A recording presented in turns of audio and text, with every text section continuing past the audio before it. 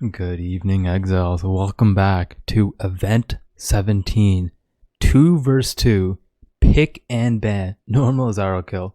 We're going League of Legends now. This is a special event. How are you doing, BlastingCap? Blasting?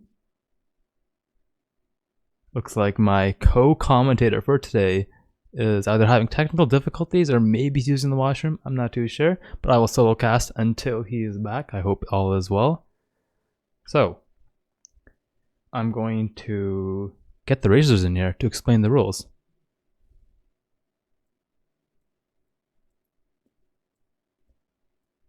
Hello. Hello? Hello? Alright, so we had a coin toss.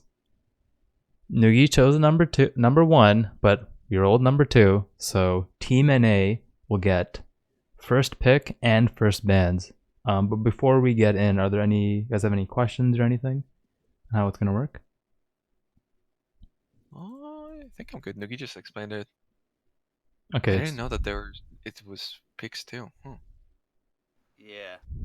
To basically summarize it, Team NA will ban 1 skill, then Team EU will ban 1 skill, Team NA will ban another skill, Team EU will ban another skill, and then for picks, Team NA will pick 1, Team EU will then pick 2 skills since they're going first, and Team NA will pick their last skill. And there can't be any overlap in main skills. But utility skills can't overlap. It's only main skills. Yeah. So is Contagion considered a utility skill for Essence Drain? Contagion is considered a utility skill, so you can go Blight Contagion and Essence Drain Contagion. But you cannot go Essence Drain and Blight. Okay. I'm assuming we can use, assuming we pick like a level 12 skill, we can use whatever we want. Until then, yeah. So basically, let's say you choose Fire Nova Mine. Well, you can use a banned skill, right? Not a banned skill, and not a skill that someone else is using. But anything else you can use until then. Yeah, let's say Rise is using Freezing Pulse as his main skill, and you chose Fire Nova Mine. You have to level with something else until level 12, and then at level 12 you have to use Fire Nova Mine. Okay. You guys have any more questions? I think we're good. But the 2 teams can use the same skill, right? No. No. Wait, what? So if 4 people, 4 like skills. let's say we pick Essence Drain, then let's Only say I one want guy to in use the Essence team. Drain. Can Waggle use it? Nope. Oh. If you pick Essence Drain Rise, only you can use it. Wait, but then okay, like that. Okay, I see. All right. Alright, any last questions before you guys go into your private rooms to discuss strategies? I think we're good. Alright. Yeah, I think we're good to go. Sure, Rise? Let you Absolutely sure. Okay, I'm gonna put you guys back into your rooms, and then Team NA can whisper me their first ban, and I will pass that on to Team EU. Alright. Good luck, guys.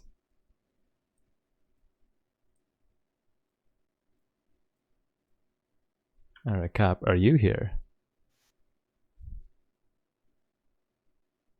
BlastingCap. Hello. Looks like my co-commentator is still having some technical issues. He has messaged me on Discord.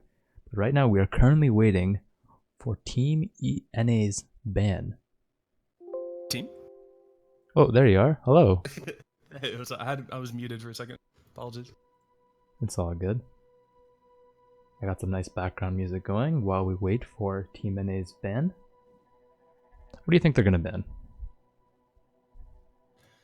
What do I think they're gonna ban? Sunder? Kappa? I don't know. I honestly don't know. I heard some strats when I was eavesdropping, but I don't wanna I mean, say they're not here right now. So, Sunder. like I said, so you don't want to leak them if you actually heard their actual strats, because they may be listening to the stream. Yeah, I actually heard a strat, so let's just say they're gonna ban Ellie-Hit. I think Ellie-Hit's gonna be the one out of for sure. Okay. I'm really curious if we'll see some utility skill bans. That is allowed Like, what if you get a Leap Slam ban and they leave Sunder open? Now that would be really interesting because Leap Slam and Sunder are like peanut butter and jelly, you know? They go hand in hand, so I'm curious to see how Sunder can perform without the mobility of Leap Slam. That would be pretty cool. Because I think to make Sunder as OP as it is for leveling things and racing, you need the Leap Slam because it helps your mobility. And I don't know, we'll see if that actually makes Sunder actually viable versus something like a caster now, something like the Gucci Prada spec that he's been doing with Acid Strain and stuff. Okay, coming in from Waggle, first ban Fire Nova Mine. Interesting. Okay.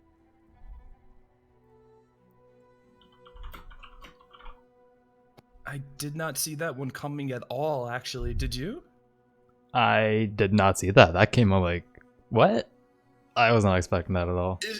Are we getting trolled? Are we getting memed already? I don't think so. I think they just believe it's an OP. I mean, Rise has played a lot of Shadow, and Fire Nova is a Shadow. It's a very strong skill for Shadows.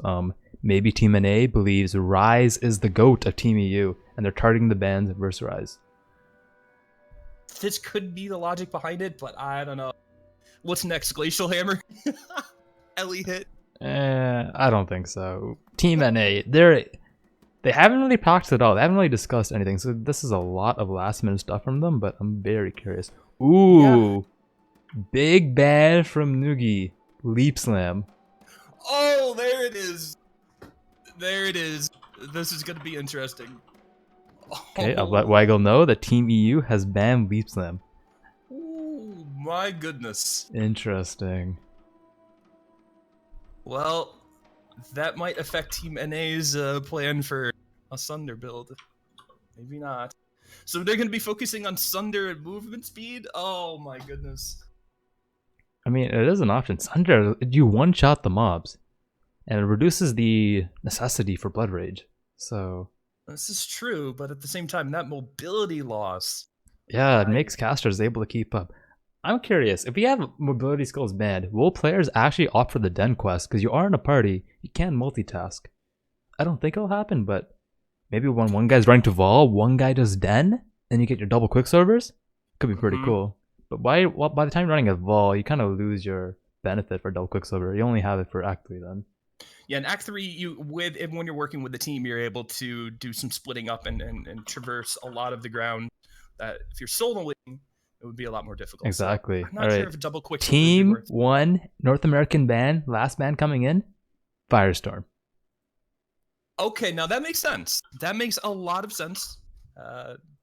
Since they have the Shadow Pros over there and the EU side, that makes a lot of sense. Firestorm being banned, I agree with that. That's Fire Nova Mind, not so much. Firestorm, I like that. It's a good choice.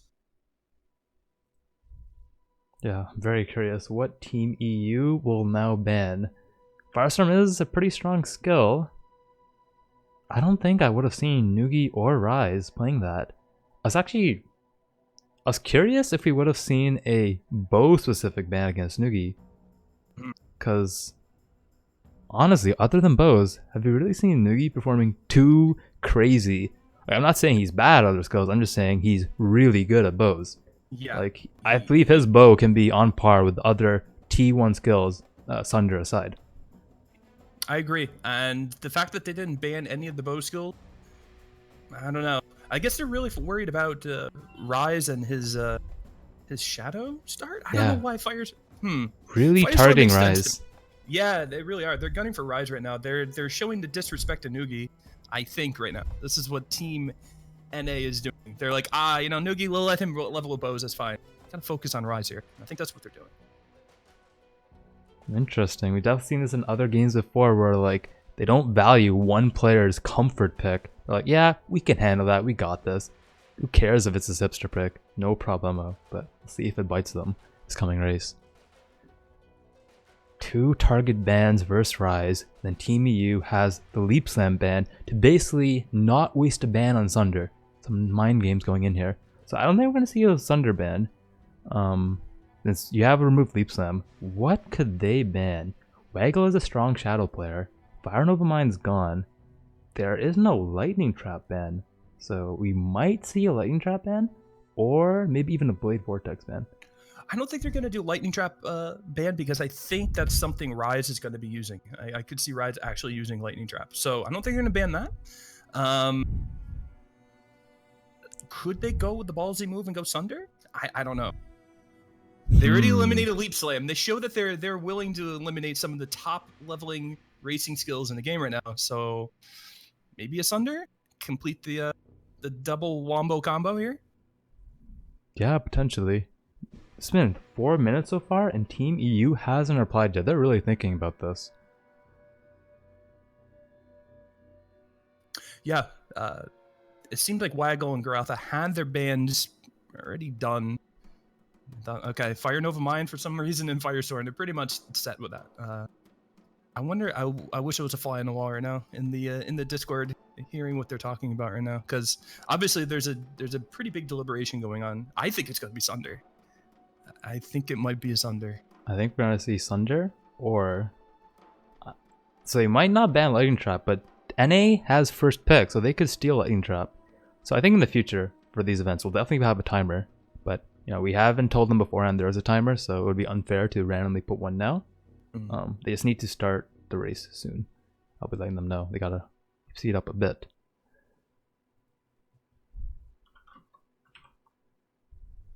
But yeah, 5 minutes for a ban should be enough. I think they should have gone into this knowing a couple options.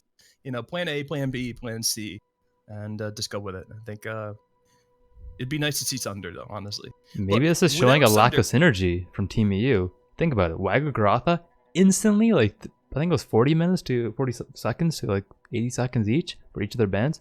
Team EU had a whole hour to talk to each other. And taking almost 6 minutes for their ban. Oh, and the ban's in. You want to take a guess? Sunder. I'm saying Sunder. You are correct. They have banned Sunder. Oh my. Are you serious? They banned Yes. Sunder? Yep. Oh wow. This went from good race to now this is gonna go on full on meme. This is insane. This is gonna be amazing to watch. Wow. That directly affects Goratha because I saw Goratha practicing with Sunder not even too long ago. This is going to be big against Team NA. That was a wow. You think it's a target ban against Goratha? I think so. I honestly think so. I know Goratha has been open about practicing with Sunder recently, shaking off some rust, and he looked really strong with it. So this could be a targeted attempt at Goratha, or maybe both, because both are pretty proficient in Sunder. So, but yeah, that's a direct counter to Goratha, I think. Very interesting storylines going here. Team NA targeting Rise, Team EU targeting Goratha. I wonder if we can delve into that in the post-game interviews after the race. Should be very interesting. Absolutely. That's one of the first questions I want to ask is, you know, tell us about the deliberation process in terms of your bans. How did you come with Leap Slam and Sunder and Fire Nova Mind and Firestorm? It'd be great.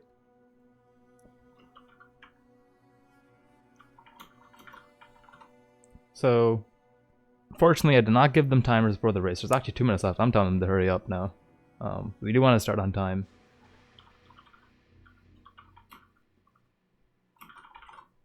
So for future races, I really like this format because the mind games before the race is really fun. So definitely going to give them a time limit in the future.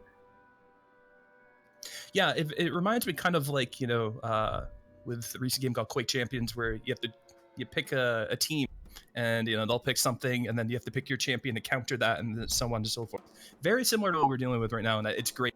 It adds another layer of strats for sure. Exactly. Michael really deliberating here on what to choose. So if we do go over the time, what we can do is get all the players into the same channel and do a 3, 2, 1 countdown. So there is a backup plan in case that does happen.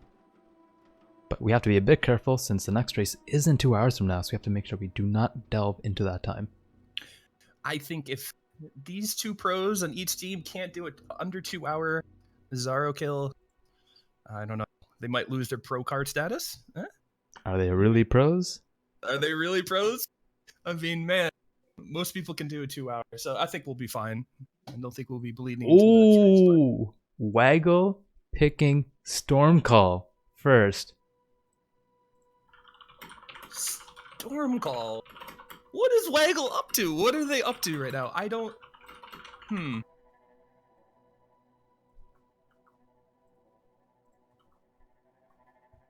Interesting. So I let the players know we will do a 3, 2, 1 countdown in Discord, just so we can give them time to choose.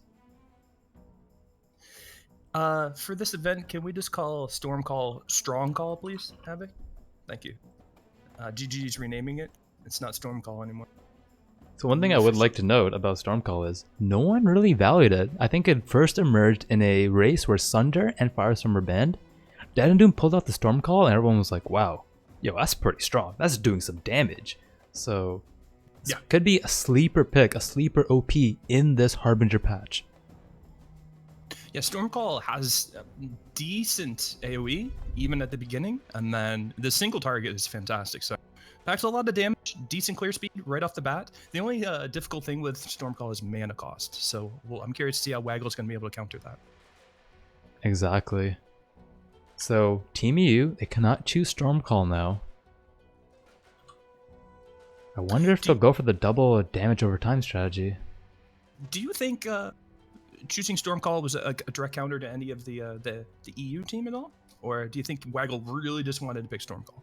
I think it was a comfort pick for Waggle. I don't believe Rise has played Stormcall in the past. I think it's just a comfort pick for him. He's played it before, I believe, but hasn't really practiced it. I think he's played it in game.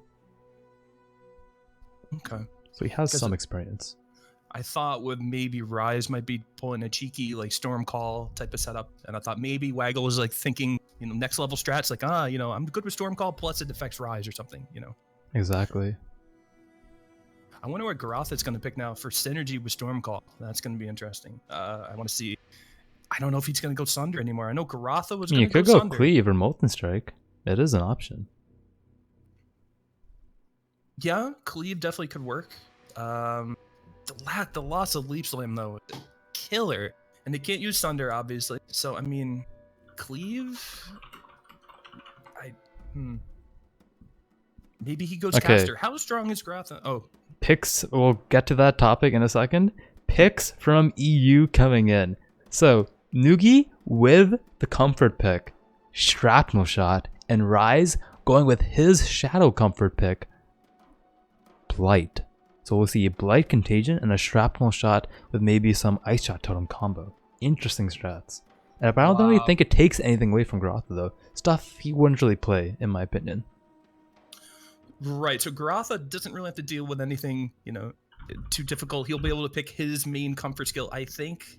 Sunder obviously off the table, but Nugi, not a surprise he's going to be using a bow skill. I think it might have been a mistake from Team NA not to eliminate a bow skill, because Nugi is no joke when it comes to bows. We all know this, so maybe this is going to come and bite Team NA in the backside here. We're not choosing to ban a bow skill in the beginning. Rides with Blight, that's a comfort pick, as you said. That's a smart move by Rise. I think that's he's very familiar with Blight. He knows how to level with it properly, and I think the synergy between Nugi's skill and Blight are going to work quite well. I could definitely agree with that. Shrapnel Shot will have the strong initial damage, whereas Rise's Blight will finish off the mobs, along with Contagion. To get that nice clear speed going on. Clear speed meta, some may say. Yeah, and I love bow characters. It's like what I specialize in, and I can tell you right off the bat, Shrapnel Shot is a highly underrated skill. People are like, Shrapnel Shot, Dan's game.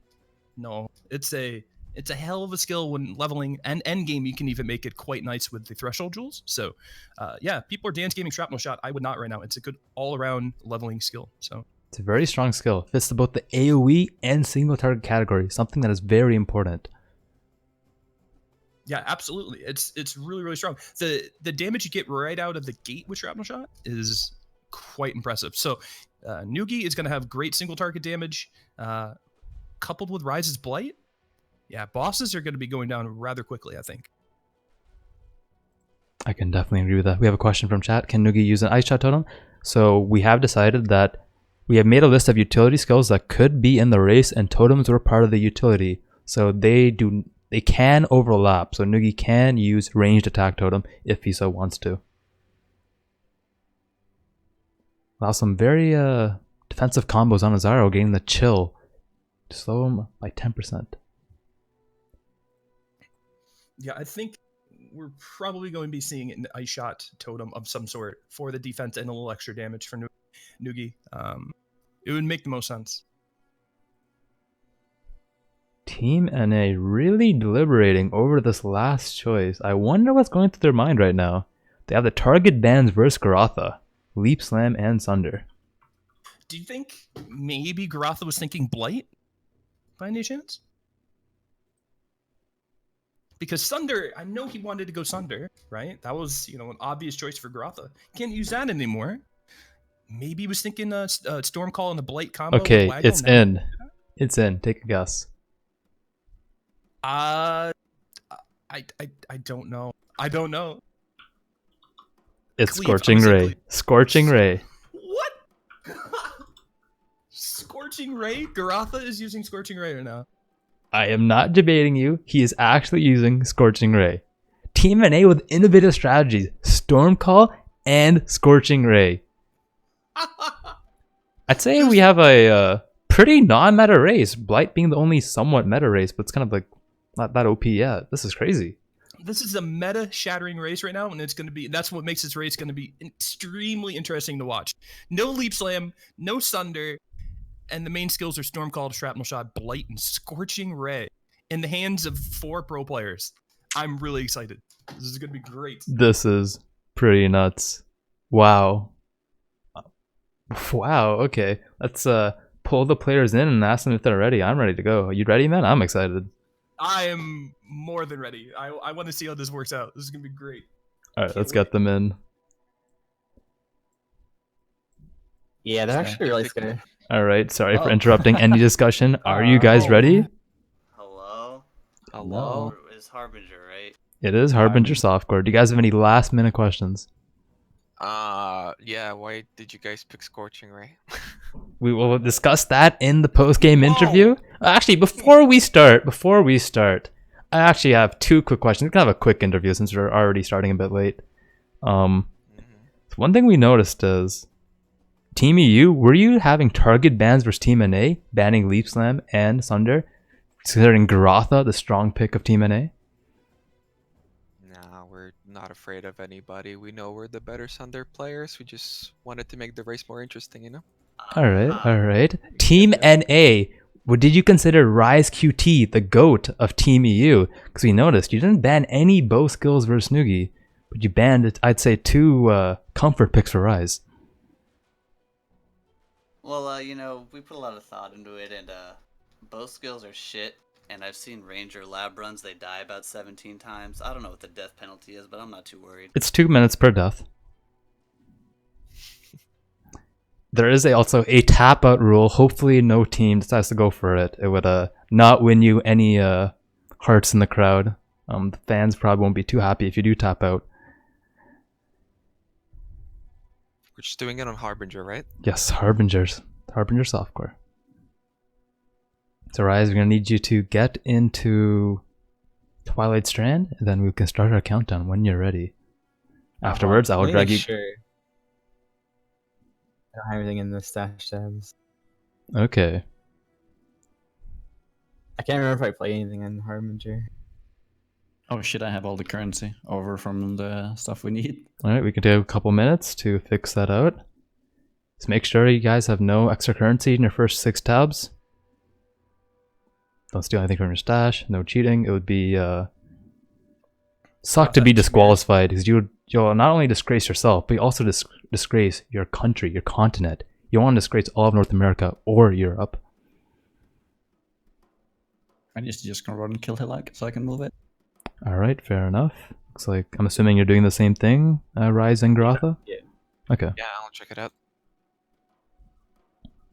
Alright, so while our players are checking their stashes to make sure they don't accidentally cheat because they don't want to disgrace their continent or themselves, we actually have a poll in the chat right now. It is who will win? Team NA, Waggle Goratha, and Team EU, Nugiyen Rise. You'll end the poll a couple of minutes after the event starts. Feel free to vote. It is on the Streamlabs logo, bottom right of the stream. Or feel free to also spam, Team NA, Team EU, and Twitch chat. We're down with that. If you have any nice memes, we're down for those as well. Definitely adding to the banter or something, honestly, here. Storyline races are the way to go. I actually had 3 wisdom scrolls in tab 1. Ooh, I just got speed boots, I feel like. wasting the RNG. Some may say. I didn't pick anything up, I feel like.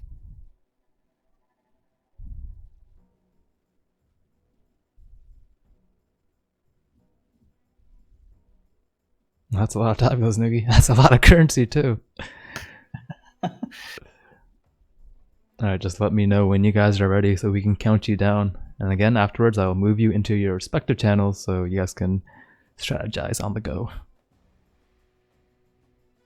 I am ready. Me too. Thanks. Team NA winning the lead on getting ready. Is Team EU ready? Nuki is ready. I'm also ready. Alright, Rise is playing MTX beforehand. So just double check. Everyone is ready right now to begin. Team NA? Yep. Team EU? Oh, the pressure. I don't know if I'm ready anymore. Alright, you guys are ready. I believe in you guys.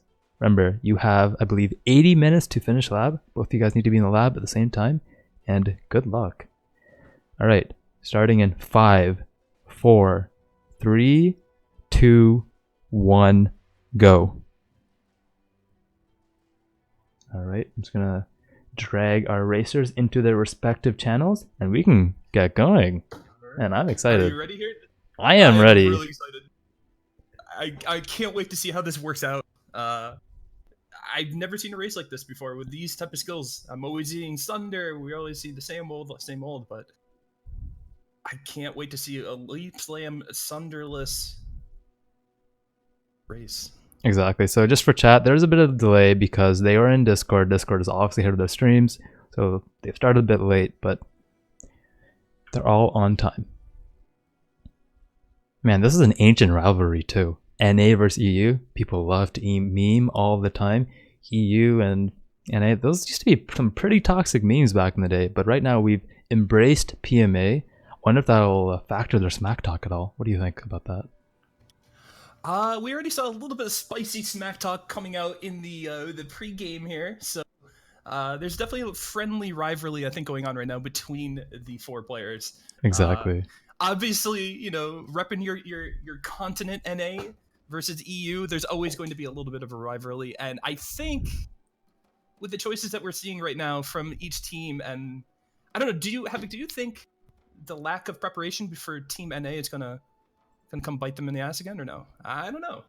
It's hard to say. I am a bit biased because I am, from North America. I'm supporting my home team. I believe in them, and they've recently, in actually 3 and 4 month leagues, they've shown themselves to be at the top of the ladder every single time, even though they never practice. They're just that good.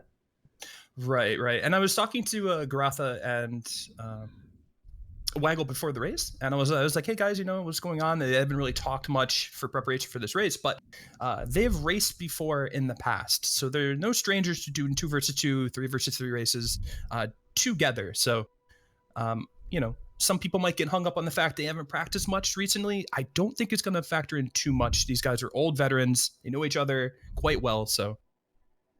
Exactly. I could definitely agree with that. So coming off the bat, we notice no players with movement speed, all in the coast. Let's see if they go for a party Hellrake. So for Hellrake here, so usually in a party race, you want to separate TPs. You want 2 players buying portals, 1 to go the Hellrake and 1 to go to Submerge. That way you can min-max a bit of time. However, with just 2 players, it's very expensive, and 3 wisdoms or 6 wisdoms for 2 TPs is very expensive early on. So I feel like they'll end up going to Hellrake together, or maybe later on once they have a bit more currency. Interesting strat right there. I think right now I'm watching Goratha and Waggle. I'm trying to see what. Yeah, they're both going to doing the title island quest together, and you can see Rise and Nugiyen are ready, going to get the the glyphs. Interesting strat here. Yeah, I imagine both Waggle and Goratha will be logging out after Hellrick, where Nugi and Raiz are hoping for a lucky portal drop or maybe just some currency. They'll be going for 2 portal scrolls and then trying to maintain that small lead. Remember, in these pro events, these guys are some of the best of the best. So every min-max definitely helps. Goratha and Waggle with a 3-minute, 30-second Hellrick, it's pretty good. It's definitely pretty good. Oh, I think Goratha just got move speed. That's huge. So he'll probably be the runner for this event. Yeah, I think now that he got those boots, he's essentially become the dedicated runner for that group. I would make the most sense, unless he wants to just drop them and forfeit the running duties. We'll see. But I think in the moving speed boots in his hands are a good thing. He definitely knows how to run. Exactly. Put it that way. Definitely. Templar, no pants. It definitely runs really fast. We often see Shadows running, actually. Shadows are really strong. Because in the past, they would actually double dip on elemental damage. So. Right.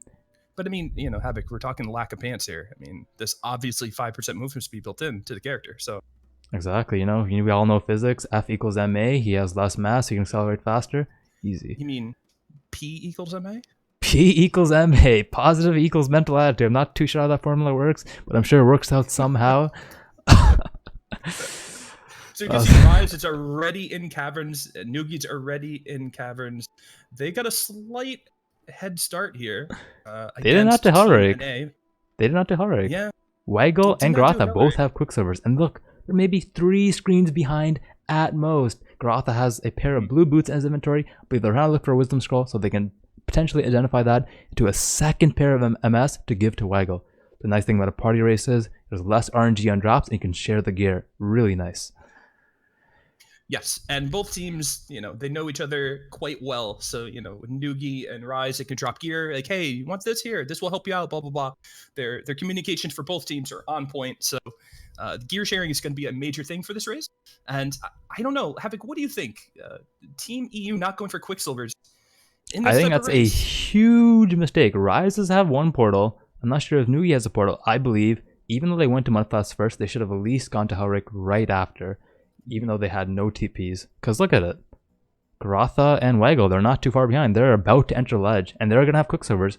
And Team EU won't. If they manage their Quicksilvers properly, making sure they use all their charges before they level up, they will easily pass them to climb first. Yeah, this is a huge deal. Like, I'm not sure what the strat is here. Maybe Team EU is comfortable maybe giving a little bit of a lead to Team NA and then trying to make it up in Act 2 or 3. Maybe they have some type of strat. I've been watching them practice a little bit, but this wasn't in their strat. So this is something brand new that they're kind of unveiling here, not going for Quicksilver, which to me seems very strange. But Exactly. We'll see.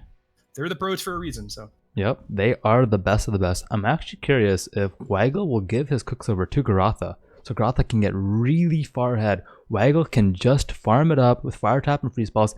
Onslaught kind of offsets the lack of movement speed. He does not have a blue-green link, however, to my knowledge, so he can't not get his Onslaught going. Pretty unlucky to not have it at this point. On the other screen, at the bottom, Team EU, we have Raiz going for Hellrick and Nugi continuing to progress in the ledge. They probably both have TPs now to make sure they keep that progression. Looks like Team NA has also passed the waypoint, and I believe Nugi has passed the waypoint as well. Probably neck and neck in progression right now. See how this turns out. Yeah, both teams are really, really close together right now. I'm looking at the gear for all 4 characters, and they're so similar right now. There is no real gear advantage for either team besides a little bit of movement speed on 1 pair of boots. That's it. Besides having Quicksilvers for Team NA, which is huge, other than that, the gear is pretty damn similar right now. Well, actually, breaking news. I've decided the Watcher is finally refreshed, and Goratha's boots have loaded. There is no move speed at all. No move speed across the board. I just refreshed on my end. Oh my, wait, what? We've been jebaited. When did we get jebaited? I just automatically assumed it had move speed because I saw Goratha identify boots and instantly equip them. I didn't think he would equip boots that did not have move speed. They only have a green socket. The only other reason to equip the boots would be if they had a socket, but they did not. We got jebaited. Havoc, what happened? Hey man, it happens to the best of us. Happens to the best of us. It's all good. Adds to the excitement of the race. still factors in they have Quicksilver, so they have kind of built-in movement speed. I'll just stop myself there. But it's weird now to see that. Oh wait, never mind. Nugi does have a Quicksilver now. If we look at the bottom screen, I'm not sure if Raiz actually managed to craft there. He was attempting to craft a +1 chaos.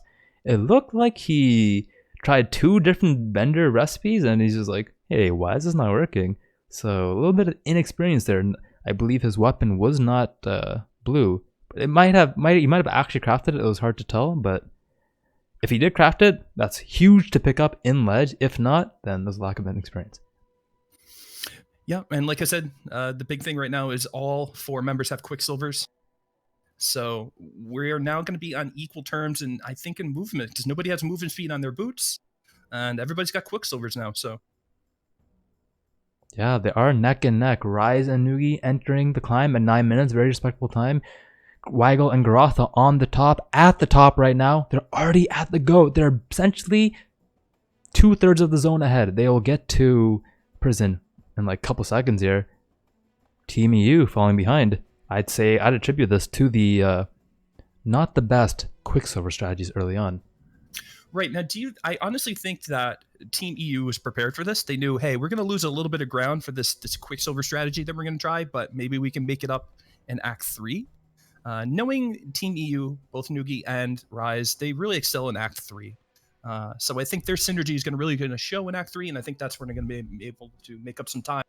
That's if Team NA doesn't make any major mistakes. Exactly. So coming in, the results of the poll have joined. So you said you thought Team NA would win, correct? Correct. I am unsure. I'm kind of leaning towards Team NA, but I think it's going to be very close.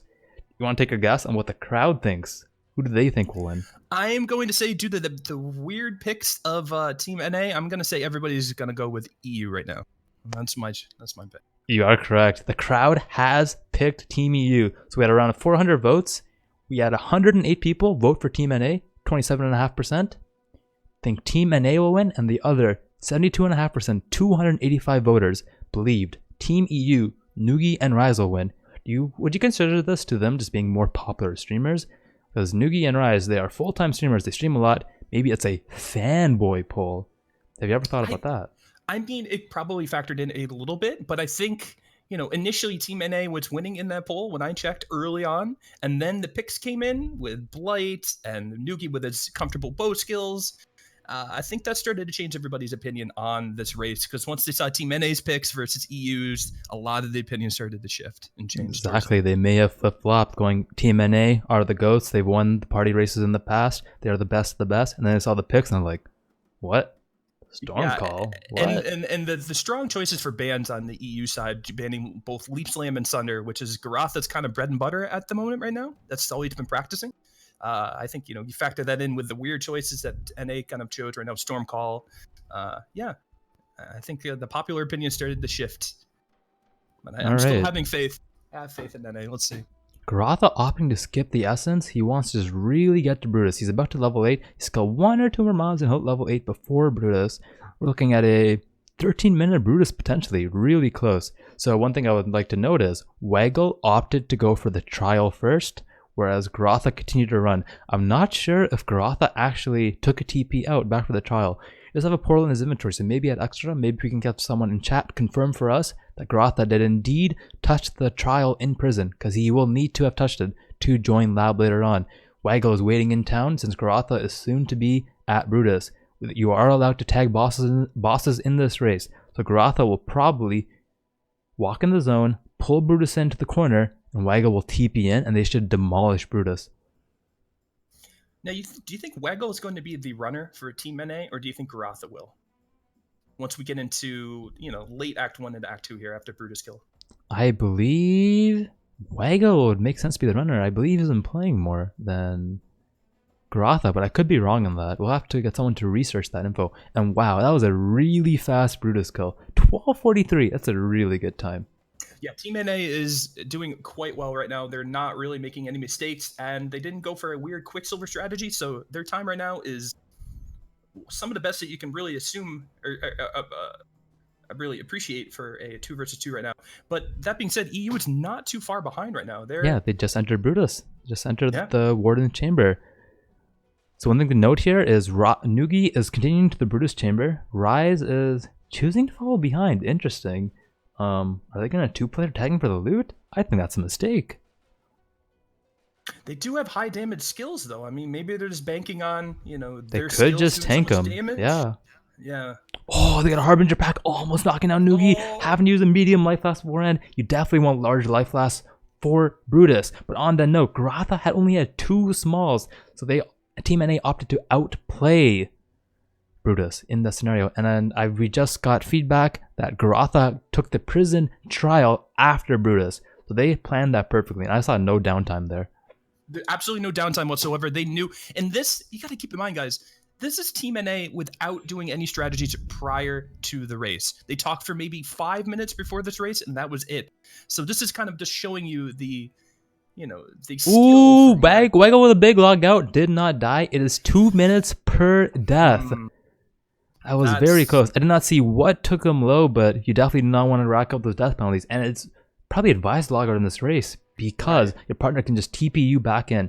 So at this point, Goratha will probably continue to run, where Waggle will just now farm for XP. And he still does not have a green link to link to his freeze pulse for Onslaught. Ryze and Nugi killing Brutus right now at 14:27, approximately 1 minute and 40 seconds behind, I believe. They're not too far behind with that logo, but Waggle got TP'd in, so they're still basically a whole zone behind and a level-ish behind. I definitely agree with Waggle logging out there instead of taking the death and that 2-minute penalty because, logging out, you maybe lost, 20 seconds, if that? And Goratha was able to, boom, teleport him in, and they lost minimal time versus the 2 minutes. So smart play by Waggle. Unfortunately, he had to log out to begin with, but it's the lesser 2 evils right there. Exactly. Looks like Goratha is continuing to progress to Merville, while Waggle will go and farm up. This is a very common race strategy. One guy gets fat, gets the XP, gets big, and then he will probably go for the higher level zone in Act 2, whereas the other player will opt to go to Merville as fast as possible. So balancing XP was already extremely hard solo, and it gets even crazier and spicier with the strats that they pull out in a party race. Goratha getting an alteration. That is huge, especially as a caster. You need an alteration, a transmute, and a gem of your choosing to craft your +1. That's a huge lucky break. Getting the alteration is going to be extremely nice for Team NA. Now I'm looking at the time differences here, and it seems like EU is still essentially the same time behind. They're about 30 seconds ish behind, maybe a little bit less. But yeah, I mean, so far this entire race, after that little Quicksilver strat kind of put EU in behind just a tiny bit, time hasn't changed much. They're kind of keeping up with each other. Both teams are pretty much neck and neck at this point. Yeah, One definitely. mistake on NA's side, and EU will be able to capitalize on that immediately. So really, really close race right now. Amazing. Exactly. And there's a long race, and we have seen before that, one team's in the head, but they maybe choke on a Zaro, or they just die on a boss, maybe get a crazy Harbinger pack. It's anyone's race. It's hard to say early. And we both had our experiences of calling races early. Absolutely. But I mean, one thing I want to bring up here is Harbingers. Harbingers are kind of the wild card in these races, and I really like them because all of a sudden you could be doing, lower prison, and you have to go through a certain doorway. Harbinger pack is there, and you have to fight it. And Harbingers are really rippy early on. So, you can't plan for a Harbinger pack to really kind of screw up your times, but it happens to everybody. And so yeah, NA right now is just a badly placed Harbinger pack away from losing the lead right now. That's how close this is. Exactly. All players level 10 except for RaizQT. I believe you might have hit level 10, might be delay on our watcher. So he's opting to farm. Contagion being a very strong farming spec. It looks like he does have his 3-link. He does indeed have his 3-link. He has Contagion, Arcane Surge, and Void Manipulation linked in a +1 to Socket of Chaos Gems. And the second one, he actually has a 1-3 fire damage to spells, which is also +1 chaos. And he has his blight in there. So he has some big damage. However, the 1-3 fire damage does not actually help him, because he does not actually hit any mobs with any skills, except for possibly Flame Dash, which he could use later on. It is allowed as a utility skill. So looking at the top at Goratha and Nugi. Goratha running for Team NA, Nugi running for Team EU. Goratha seems to be around halfway, maybe 3/4 ahead in the Cavern of Wrath. But Nugi, he has Blink Arrow. Goratha has Flame Dash, so they both can utilize their skips to get ahead. There might be some layout RNG which Team EU could possibly use to catch up. Now, as a racer, Havoc, what would you recommend? Like, what do you find better, Blink Arrow or Flame Dash this early on? Or are they both kind of the same, essentially? I prefer Flame Dash. I think Flame Dash is actually stronger because you can use it to kill mobs. So Blink Arrow, it does technically attack mobs, but doesn't really do a lot of damage. So I give the advantage to Flame Dash. I'm not sure on the cooldowns. I believe they both have the same cooldowns. Very similar, right. I kind of want to, as a bow guy, I kind of prefer a Blink Arrow, and the reason being is you get the mobility, plus you have a clone that kind of acts as a bootleg decoy totem. That is true. I've definitely used that aspect of it in the past, and I think it does actually have a farther range than Flame Dash if you are not targeting or name locking mobs with Flame Dash. I believe you're correct. Yes, it has a longer distance with Blink Arrow, and like I said, the clone comes out of it. So I don't know. I think early on right now I would go with Blink Arrow, but both are super close. Exactly. Huge development. Nugi is already at Merveil. He is now fighting first phase. Goratha, he got distracted by XP. He got a totem, a box, and who knows what else. He got really big XP wise, but he is now also Merveil, approximately 20 seconds behind. Let's see who has more DPS. RaizQT joining in. They're DPSing Merveil. Once Merveil dies, Raiz will probably TP out, so Nugi will tag phase 2. He TPs out a bit early. He really wants to make sure they do not two-player Merveil. We've definitely seen some accidental two-player tags due to delay. Team NA having better load times because the main PoE server is in North America. Both teams on phase 2. Looks like NA is going to win. No, apologies. Team EU is going to win. I thought that Team NA was on phase 2, but they're still on phase 1. Ooh. Looks like Raiz actually gave his Quicksilver to Nugi. I must have missed that because I just saw Quicksilver dropped on the ground and Raiz just picked it up. So now they're probably both running. That's probably why Team EU was able to catch up, giving the Quicksilver to Nugi. He was double Quicksilvering, and that's what brought him ahead. And now they're ahead in Act 2. Even though they fell a bit behind due to bad Quicksilver strats early on, they now have superior Quicksilver strats now, and they pull in the lead. Looks like to be a 20-30 second lead, trading a transmute to... Looks like Nugi, who actually vendors it for Wisdom Scrolls. What is he going to buy now? I don't know. Team NA is still fighting Merveil, is still going down. Will they get any good drops? I don't know if Team EU got any good drops. He does have a composite bow in his inventory to my knowledge. I don't know if the composite or the short bow are rolled well. Both teams doing big vendoring. Team EU, actually no, just Team EU doing big vendoring. Team NA exchanging courtesy, getting a rare carved wand. Wow. I don't even know who's in the lead right now. I feel like Team EU is like throwing with this like window shopping. Are they trying to buy some Nikes or something? Like, yo, this is a race, guys. This is a race. What are you doing? Don't throw the lead. This is so close. Come on, guys, let's go. Listen, there was a sale at the vendor. They couldn't pass it by. You know, it was half off shoes with movement speed. You know, I can't blame them. No, but honestly, it's amazing that EU was able to kind of catch up with that movement speed strat with Quicksilver's Raiz essentially dropping his Quicksilver, going, yo, Nugi here, take this, run for us, run towards the hills. That's what Nugi did, got to Merveil first, and was able to capitalize on that. So now EU has a very small lead. And yeah, NA needs to make up a little bit of ground here.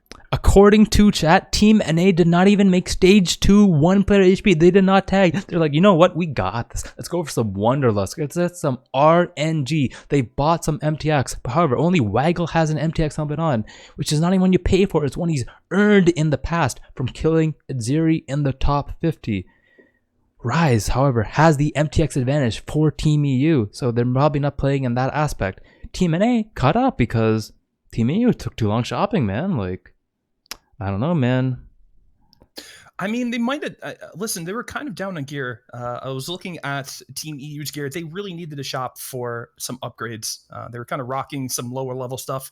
And to be fair, Act 2, they needed some upgrades to really hold their ground. So I understand why they took a little bit too long to shop. It was a necessary evil, I think, man. Fair enough. Looks like all 4 racers are fully equipped in every gear slot except for the chest. Except for Raiz, he does not have boots. No players have move speed. All players are single Quicksilver. Looks like everyone has at least a large life flask except for Nugi. Nugi has 2 iron rings. He has 1 to 5 lightning damage, 2 attacks. His bow is nothing crazy. It's just a +1 composite bow, 7 attack speed. Nothing special. Yeah, and he's running Siege Blitz, what I think is smart. But yeah, his bow is nothing crazy. It's definitely an upgrade for him, but it could have been a lot better. But hey, you got to work with what you got, you know? Exactly. Goratha showing excellent mechanical mastery, moving with an item on his cursor while DPSing. So a lot of players are hitting level 12 and they must use their skills for the race. Waggle pulling out. Ooh, looks like they traded. So trading is allowed. Waggle opting to trade the Stormcall skill with Scorching Ray. So Waggle going Scorching Ray, Goratha going Stormcall. Interesting development here. Yeah, that's actually kind of interesting. I don't understand why they did that, but I do see that Nugi did give back the Quicksilver to Rise, so that definitely was a good strat between the Team EU right there to get to Merville first and give 2 Quicksilvers to Nugi. So everybody's got their appropriate Quicksilvers back again, and so as you can see, we touched on this early on in the race.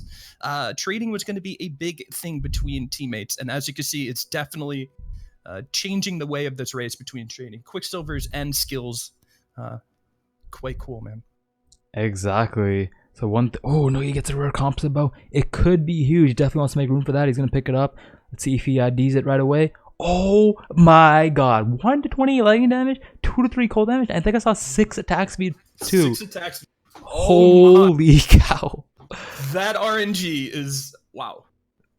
That's crazy. LE bow being huge. You can add weapon L, you get your add a lightning going on.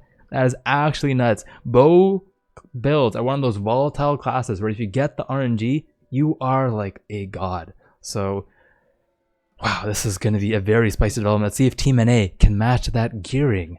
So, right. I'd like to note here, Team NA did potentially get in the lead after Team EU's very long window shopping session. They really spent too much time on eBay or Amazon. But looks like Team EU is in the lead. Rises in Weaver. Nugi is almost in Chamberson's level 2. Goratha actually gets to Chamberson's level 2 first. Nugi opting to farm XP here. So, one thing I'd like to note is, Act 2 is very volatile. There are many strategies to go here. We see solo. Half the times in these solo races, we have no clue who's in the lead because everyone does it differently. But looks like players are... these two teams are opting to the same strategy here. One player going to Weaver, one player going to Chamberson's for the quest. So Nugi, he may be behind Goratha, but he does have more XP. See if that factors in later on. Maybe he'll run more. Yeah, I think Goratha needs to start killing a little bit more here. He's starting to drop on XP. Obviously, he knows what he's doing, but yeah, I would like to see Goratha get a little bit more XP here, start to catch up. And I think Nugi being a little bit behind, but having that more XP kind of benefit here is going to help him out in the long run. So I wouldn't hold too much weight in the fact that Nugi's a little bit behind right now. They're essentially kind of equals out right now. We'll see. Exactly, you know. Rise being a spokesperson of Amazon Prime. Maybe he did not have Amazon Prime today. That's probably what happened. 2017, no Prime? Oh man, Rise, come on. There's a month trial even. There's no exactly, excuse. Man. I think today's the last day of September. You can still subscribe to your favorite streamer to show them support during the event. It's half off, $250 instead. Yeah, I mean, missing out on Prime in 2017, Rise. We need to have a conversation. That's exactly. What are you doing, man? He's off nicknamed Sell Out QT, so I am a bit surprised in that aspect. Looks like Nugi is at the he is at the first trial. Apparently Goratha had to log out without a TP scroll. I'm not sure if he has the waypoint. If this development is true, they are super far behind. However, he just got a rare bronze scepter. If this has some big damage, it could be really huge for the Zaro fight. So one thing we notice is it doesn't matter how far you are ahead, you really got to cap your damage for Zaro if you want to catch up. Nugi on the bottom left. Sorry for interrupting you, but I gotta keep going. Look at that Undying pack. Nugi's been kiting it for like forever now. Hopefully Rise goes in and picks it up. Wow. He's been battling with that Undying pack for a while now. It was kind of, I'm watching it in the corner of my screen. I'm like, yeah, what is he doing? But that's the type of RNG I'm talking about with races. You can get unlucky with Harbingers or Undying packs just like that. Exactly. And really can kind of be the difference between a race right now. Ooh, and I think Nugi just equipped his composite bow. That's a big damage, dude. Big damage incoming. This is going to be really exciting.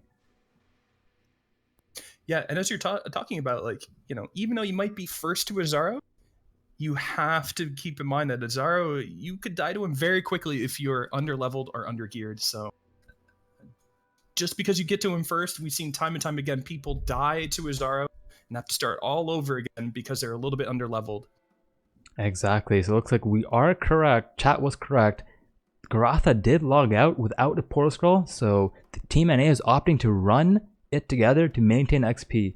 Oftentimes, if one player does mess up the Goratha, the Weaver and Chamber of Sins progression, things can get really wonky in terms of then doing banish right after. So they're opting to XP together, get really high level. Maybe they'll skip some mobs later on. They don't want to throw off that balance.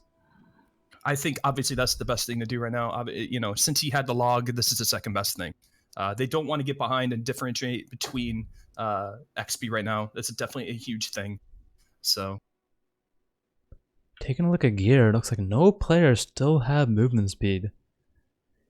So no zoom there. Looks like Ryze still on 1 mana pot. He's gonna need to get a new mana pot soon, or he will have some issues. Nothing too crazy out of every player. Goratha with just 2 weapons with whatever. Let's see, Waggle with just a +1 cold and a +1 fire with Scorching Ray, Arcane Surge, and Flame Dash. Nugi with his crazy bow equipped. He's going to be doing some carrying. He has a life dual res quiver. That's pretty big. Again, nothing too crazy there. And Ryze, +1 Chaos Gems, 2 +1 Chaos Gems. Gear hasn't changed too much, so gear's kind of the same. Waggle, did you see that one? I did not see that. What happened? Waggle ripped. First death on the record. It goes to Team NA. Ooh, 2-minute penalty. That is huge. You definitely do not want to be the player on your team to be the one to lose it. We don't know if that will lose it, but 2 minutes behind. Yeah, that could be the difference. Right now, NA or EU has just gone up at 2 minutes in time. They're now pretty far ahead because this entire race has been a difference between maybe 30 seconds, 40 seconds tops between the two. EU will leap ahead and then NA will leap ahead. It's been really close. That rip right there is extremely costly, and it shouldn't really be happening with pro races. The way Waggle just died there, tough cut right there. That's exactly. In a pro party race, you'd probably want to hit the Vaal runes under 33 minutes, but dude, we're 30 minutes right now. They're still doing Chamber of Sins level 2 together. I am worried for Team NA because they also have the the time penalty now. I don't believe there are any tryouts for Team NA. This is a bit informal, but Goratha might be having a conversation with Waggle Afterman. Hey man, I've known you for a while. We're best buds and all, but this is professional. I want to join the professional NA esports scene. We're trying to qualify for Worlds. And you know what? I might have to cut you, man. I'm going to have to party with my bro Hellman or Moors. And yeah, but dude, I'm sorry. We might be hearing this conversation later on. Can't do great bit. But I was wondering why I thought Goratha might be the one who rips in this because he's still kind of getting back into it. He might have a little bit of rust here and there. I thought Waggle would be on point, but the first rip in the entire event goes to Waggle, which I didn't really see. I didn't expect that. And also, do you see why? I don't understand why Ryze is using an Iron Ring right now. Do you have any thought behind that? I think it was just a mistake with auto equip. He just might not have noticed. He maybe wanted to pick it up to craft something, but you don't really need it as a chaos caster. So you probably have it as a elemental caster, but just forgot. I think he just forgot about it. He's in the zone, and just sometimes you miss those small details, which can make a world of difference. If he does find a new ring, I think he'll replace it though. Right. And as Chad said, Ryze had to do Weaver twice because he had to log out. So that's definitely going to be a little bit of time added to the EU side, but they can afford that since the Waggle rip. They have a nice little cushion now. They have a 2-minute cushion that they can make a mistake here and there and not really have to cost them too much. Exactly. So, Bandits, what are you thinking the teams will go for today?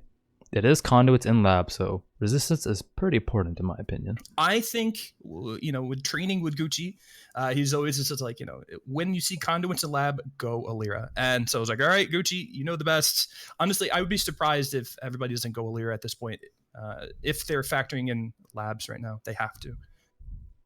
Alira is a fan favorite. I would like to note Nugi just picked up an Orb Regret. He does not have any regrets yet this race, but we'll see after the race. Maybe he will regret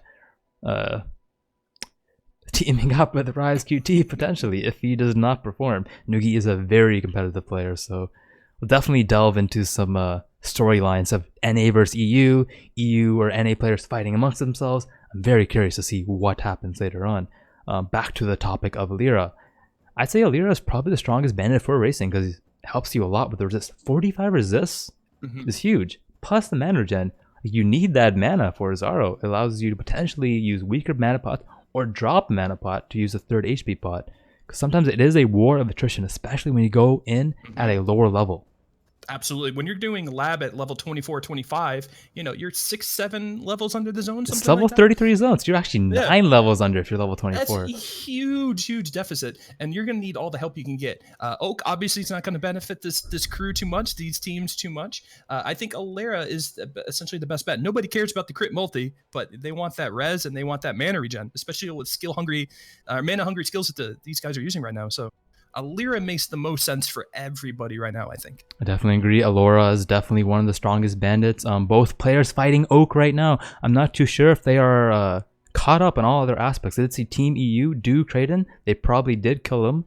Or potentially they might have a TP up right now. Both teams taking down Oak. I think, yeah, it looks like Team NA is in the lead. It says talk to Aramir. They may have killed all the bandits and gained the skill point. Team NA is tactically in the lead right now in terms of progression, but again, they have that. It's really hard to tell in Act 2. Yeah. Opposite. I think Act 2 and especially Act 3 might be a huge thing as well between two teams to see how their strats, because I think they're going to have differing strats. But I still want to bring up the Scorching Ray. That damage was pretty damn good against Oak. I was quite impressed with the Scorching Ray damage. Maybe Scorching Ray wasn't such a mean pick after all? Honestly, I don't think it is, because here's a huge thing you can do with Scorching Ray. You can get EE. Just think about that for a second. So normally I believe they would have used Orb of Storms to apply EE. I wonder what type of skill. They need a cold skill to apply EE. Is there anything they can do since Waggle is using a lightning skill? I don't know. That's a really good question. I think they could probably see EE. Looks like Discord is lagging a bit. I think you are back now if you want to repeat that sentence. Sorry about that. It's my internet a little bit. But yeah, I think I don't know if they can utilize EE enough for this race. I'm not sure if it's going to be worth it.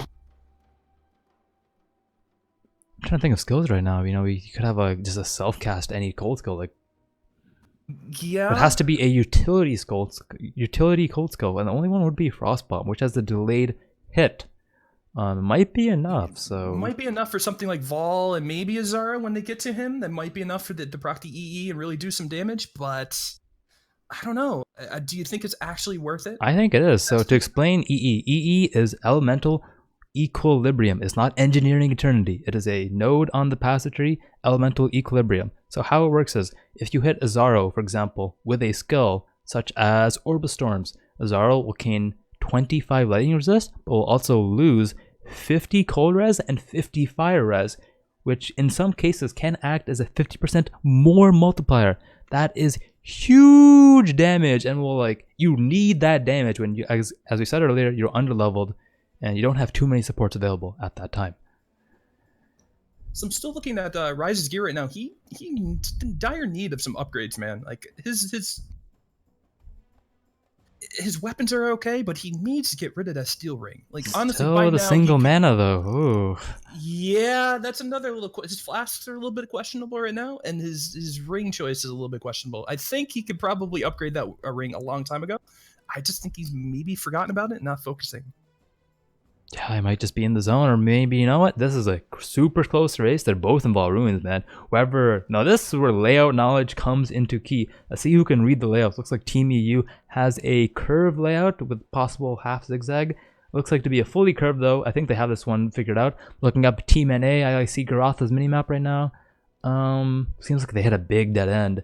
I did not see the start of the zone, so I can't tell you the layout right now. But it might also be a curve or a zigzag. I want to say zigzag. Yeah. And I don't think Goratha and Waggle picked up on the zigzag pattern, so they've hit a dead end here and there, but I think they realize what pattern it is now, and they'll be able to make up for it. Team EU with the early lead. They got to the ball first.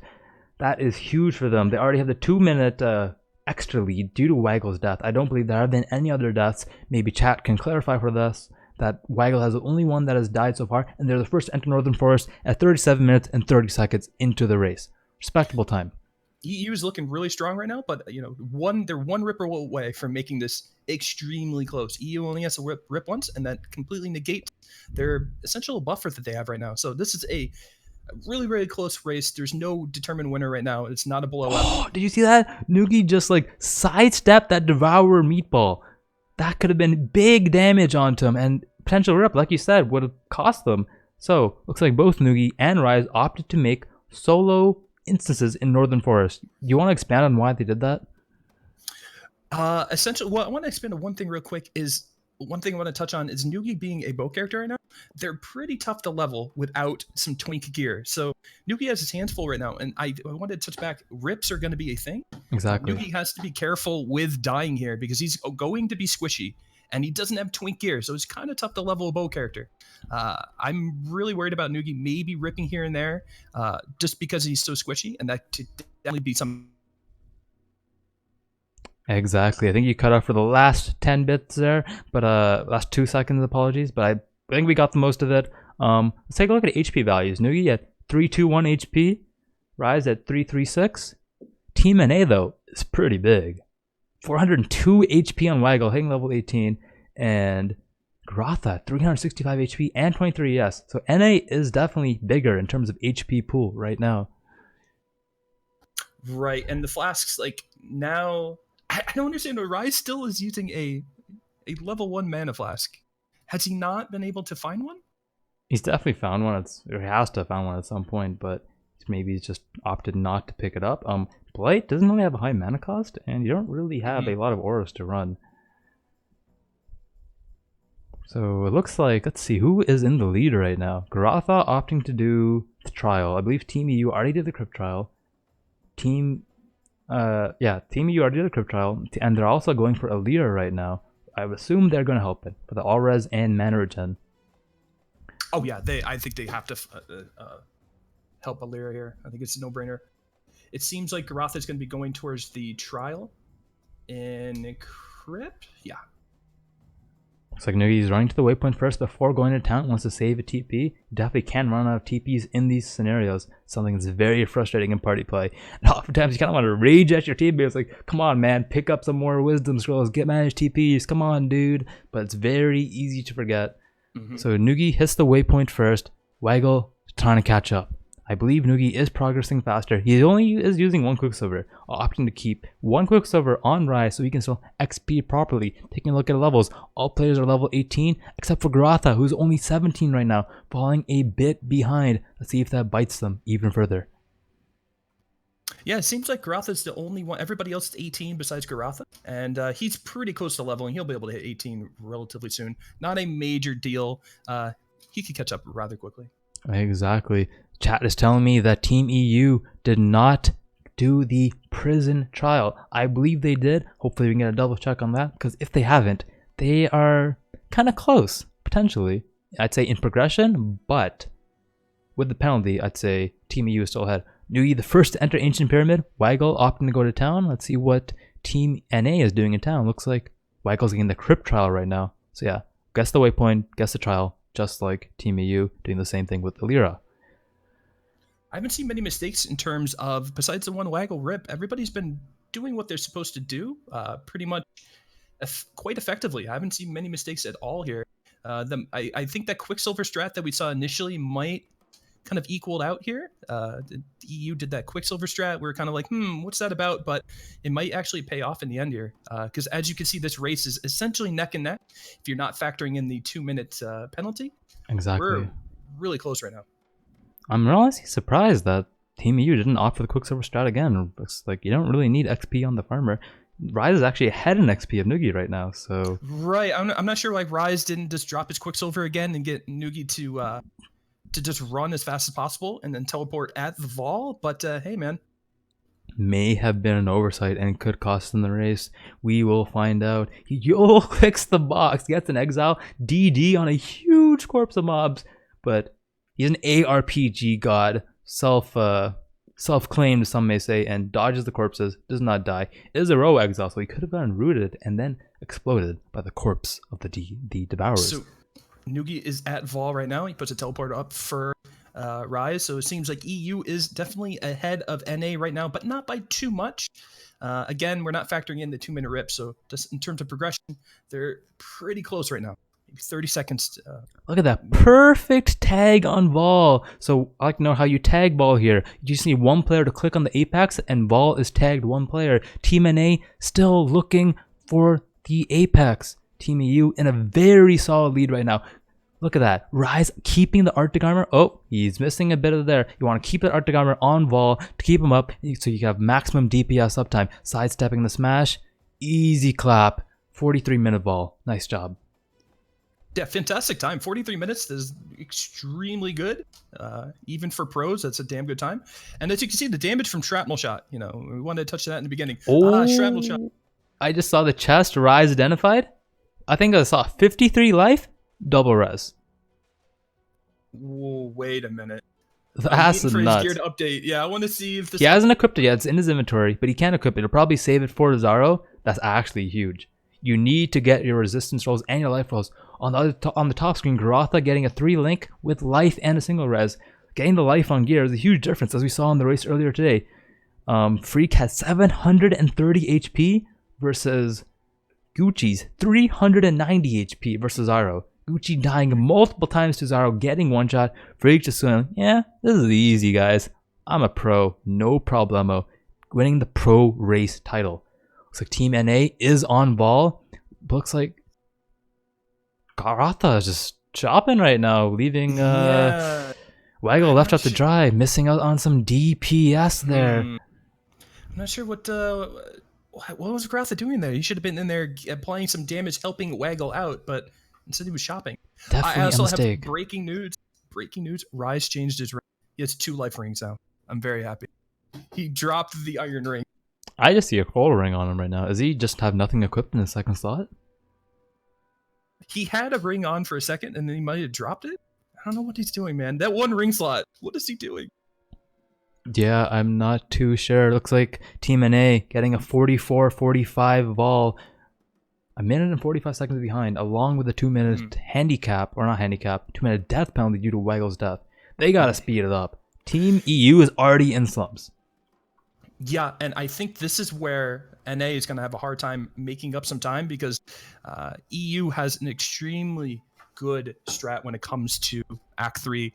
And as we saw when the pros versus the noob race, we saw, Gucci, Dendum, and Nugi do strats in Act 3 that essentially help catch up. I think we're going to see similar strats here as well from Rise and Nugi. Exactly. So one thing we noticed again, neither team is opting to give double Quicksilver to the runner. I feel like this is a mistake, especially in a party race where you can even do Den if you want to. Right, and it worked out really well for Rise and Nugi when Yeah, Rise we've dropped seen the it pay Quicksilver. off. Yeah, exactly. Absolutely, they went from a 30-second deficit to actually winning the race off of that one little strat. So you think, hey, this worked out for us. Let's just keep doing this. But unfortunately, they haven't done that yet, and I definitely think that's a mistake. Indeed, man. Maybe they don't have a coach. You players are allowed to have coaches. Maybe this will be a thing in the future. We could see more coaching Team NA. Coach Team EU, probably Dead and Doom, right? Oh, absolutely. I think you would have to. I think Yeah. he's the de facto choice. I think because Dead and Doom, he doesn't really like to play solo, but he definitely loves to instruct. If I've had him. What's the word here? What's the word I'm looking for when you Mentor? not mentor, when you kind of like a background observer for something. Backseat gaming? Not backseat gaming. I don't know. There's a word for it, but I can't remember it right now. It's not coach, but he has watched, I guess, or sat in our practice runs with me, So Mad, Wins and stuff for league races, and he's given us pretty cool optimizations. So Yeah, maybe, that's the missing link here. Rise and Nugi could have used a Dead and Doom coach. As you can see, Nugi is doing his trial now. consultant, there you go. That was the word I was looking for. A third-party consultant. Exactly. Thank you, chat, for saving the day. So we've seen, many teams utilize consultants before, and I believe it's very helpful to get a third party. You remove the emotion. Sometimes emotions are high between players. Players get emotional, they get angry, they go like, "Yo, I'm the go to the team. No, I'm the team captain. No, I'm carrying. No, you're carrying." Like blah blah blah, like stuff like that. So a third-party, non-biased consultant can definitely help in these scenarios. Yeah, and it helped Q Dog in his race. He had Mr. Llama in IRL helping him out, coaching, mentoring, consulting. So it's definitely a thing. It helps out. I've noticed racers have chat being, hey, you missed out this waypoint, you missed this, and it actually does help them. So, yeah. Indeed, I believe Rise and where are they in progression? Let's see. They're zoning the crematorium. Looks like Nugi is doing the trial right now. Rise opting to join it at the same time. They did some vending before. I'm not too sure what they did exactly. Ooh, they're splitting up here. Rise going to Piety first. Nugi going for the trial. Hopefully they have TPs. But is this really the wise choice? We've seen Rise's experience with Piety though. He might have some PTSD here. What if he just closes his eyes and they tag Piety 2-player HP? That means the fight will take longer and... Oh, I am worried for Rise right now. I am scared. He's getting chonked. Yeah, Rise and Piety definitely have a beef, so to speak. There's definitely a rivalry there, but that 2-player HP tag was a little bit suspect as well. Obviously a mistake on their part. Looks like Rise takes on Piety, no problemo. He's overcome his fears. Wow, kudos to him. That's pretty strong. Opting TP out. He was running, wasted a little bit of time, but TP's out, takes Nugi's TP, gets the trial. Easy. Team EU in the lead. I say EU is ahead about 2 minutes at this point without factoring in the death penalty. So, yeah, NA I thought might be able to make some ground up here, but unfortunately it seems like they're slipping a little bit further back here. What do you think attributes to Team EU's lead right now? Would you say it's a lack of practice or communication, planning outside the race? Or would you say it's in-race mistakes? Like, what do you think? I think it's a factor of a little bit of lack of preparation on NA side. I think EU has definitely been focusing. They've definitely been practicing yesterday. I know that for a fact. Also, RNG has played a little bit of a role, and obviously that rip from Waggle might have set the team back mentally a little bit as well. I might have just been a little bit of a defeatist attitude, be like, you ripped, now we're 2 minutes behind, and now they're trying to play catch up, and they're starting to stress out. Definitely. They need to take some notes from Cute Dog. He is the embodiment of PMA, positive mental attitude. He's been coaching many players, consulting many players, thank you chat for that word, on maintaining a positive mindset. We've seen Dead and Doom, Freak, rage quit races before, talk to Cute Dog after, get some therapy, and then come back and claim rank 1. Shows how powerful PMA is. Staying positive is way better than staying toxic. Now, one thing I want to bring up, Havoc, with their last question is, do you think the bans have now affected Team NA in terms of Leap Slam, Sunder, and all that? Do you think that's why they might be behind as well? Goratha or Waggle would be very strong on Sunder. That being said, looking at Waggle, he's on Shadow right now, so I believe he's comfortable. And Goratha, he's winner of multiple signature race demis and records, so I don't think it's an issue. I think they lost an advantage they would have playing Sunder, but they are still very flexible and they have a very deep skill pool. Absolutely. I think just because they couldn't use Sunder, they obviously know what to do on other skills. It's not like, oh my god, Sunder, I'm screwed. They have experience on other skills and builds, but I was just wondering if, it really affected them mentally, because I know Goratha was training with Sunder recently, so maybe that got in his head a little bit. I'm not too sure. Indeed. Team EU, actually both teams are in the sewers. Looks like Team EU has reached the waypoint. It looks like they're going for the bus, opting for the extra skill point. Sometimes the one skill point gets you a really big notable. Maybe it's mind over matter. Actually no, I don't think any of them are close to mind over matter, so probably not, but it could be a very strong notable. Team NA also at the waypoint. They are honestly neck and neck right now. They seem to have caught up in progression. Yeah, absolutely. These teams are literally neck and neck right now. And honestly, I think Nugi has his hands full as a bow character. As somebody who levels bow characters all the time, I love them. They're kind of a pain in the ass to level, especially with uniques and stuff like that. They're really squishy. So, the Harbinger pack on Team NA screen. That is spooky. Will Waggle get past? He is kind of trapped right now. He is getting surrounded. He's dropped to half. And potions perfectly. He played that perfectly. Took almost no damage. I believe they just found their last bust to they'll get the extra skill point and 2 refund points should they want to respec or min-max some type of passive tree layout. Now I just need to go to the marketplace now. Harbinger packs are the wild card in this race. I'll say it again. I mean, definitely could be a difference maker, especially in such a close race like this. You know, one difficult Harby in the stewards right now can definitely mean the race for either team. Looks like Team EU actually just found a 4-link. It's 4 red though. I don't think anyone can use that. Oh, if this was Sunder, that 4 red link would be amazing. But unfortunately, I don't think anybody can utilize that 4 link with the current skills. Very unfortunate. Maybe they can get some nice chroming RNG, but it's probably not going to happen. Not on that base. I don't think so, no. Team EU reaches the marketplace waypoint before Team NA. One player opting to... They're kind of split up right now. What are they doing? Maybe they're going like, alright, it's a 50-50 on which side the exit is. Let's go separate ways. We'll see who hits it first. Looks like they're changing their mind, and Nugi's actually going, you know what? I need to go in the catacombs. Yeah, and I'm kind of worried about Ryze's flasks right now. He still doesn't... I mean, he doesn't really need them, but he has had that flask slot empty for like the entire race. Yeah, like maybe he's... too sure. I don't know. He's skipping an essence right now. That could help a lot for Cesaro. Let's look at their HP totals. Ryze 496, Nugi 404, Waggle 534, Goratha 444. So HP's kind of equal. Waggle the tankiest right now. Ryze in second place. Goratha a bit more than Nugi. So NA slightly ahead in that aspect. Ranger is kind of squishy. Doesn't have a lot of strength. Yeah, and I'm looking at the gear for all 4 characters right now, and it seems like Nugi is the most geared out. I'm looking at his bow, his quiver, he's got a 2-stone ring equipped. Like, he's looking the geared most in sharp damage, but what about survivability? That's, yeah, I mean, he's going to really have to focus on survivability, especially in a bow character right now. He's doing he's able to breeze through this trial with Blink Arrow and stuff like that. But when it comes to Azaro, I think that is really where it's going to come down to, like, he's going to have to play extremely cautious on that character. Speaking of survivability, I'm taking a look at RaizQT's stats on this page. I'm not too sure if it's factoring in Alira. Did we get an update on what type of bandits they helped in the end? That's a good question. I was looking right into that. Like, you just mentioned that. I was looking into it right now. All right, let's get that updated. I'm not sure if the tracker tracks bandits, but Ryze only has 15 lightning resist and nothing else. What's your first reaction when you heard that?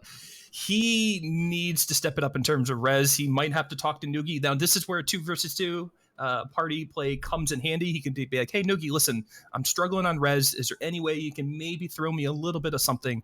And Nugi might be like, here, take this, my child. And you'll hand him something with res on it. But yeah, only 11 res, that's going to be extremely sketchy when it comes to Izaro. Exactly. Chat confirming that all players helped Alira, so he has a bit more res, but still pretty scary. Maybe he's opting for the tried and true strategy of just get good and don't get hit, you know? Yeah, absolutely. Ryze is one of those kind of balls to the wall type of player where he will take risks. And yeah, I can see him going to Azaro with little res, extremely underleveled, and just play extremely cautious. I could definitely see Ryze maybe pulling that off. But he has a tendency to die a lot as well, so... Yeah, I think in the first Azaro race, he was going to set a record time for that race, but he ended up dying 3 times to Azaro, losing his rank 1 finish, ending up with rank 2, letting Zizran take rank 1. Right. And that's what concerns me about EU right now. They're looking strong. They have the 2-minute buffer, plus they're ahead right now. Not by too much. We're talking about maybe 3 minutes, Havoc. What would you say? 3-4 minutes ahead with the penalty? Let's see. Looks like Goratha and Nugi are in Solaris, and Waggle and Ryze are looking for the bust in docks. I believe Team EU is ahead. They do have the trial. So NA is behind in that aspect. But right now, that aside, they are neck and neck. Looks like they just found the sulfite.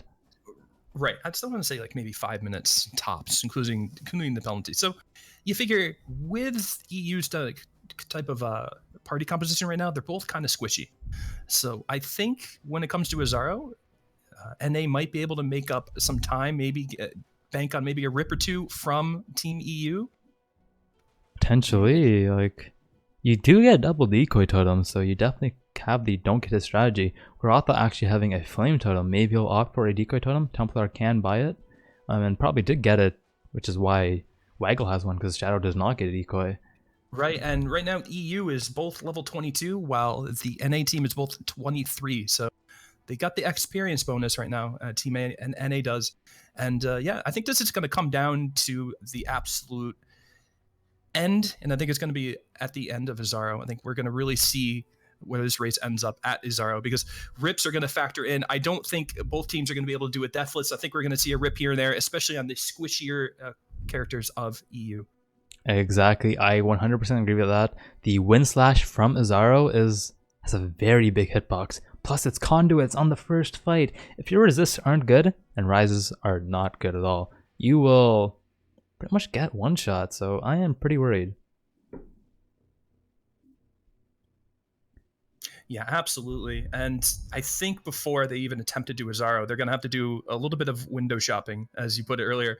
They'll have to hit up their local Walmart and get some gear upgrades because, yeah, especially Rise right now. I think Nugi's doing pretty good in terms of gear, but his survivability might be a little bit low. But I think Nugi's okay for damage. Rise, I think he needs some help on gear for sure.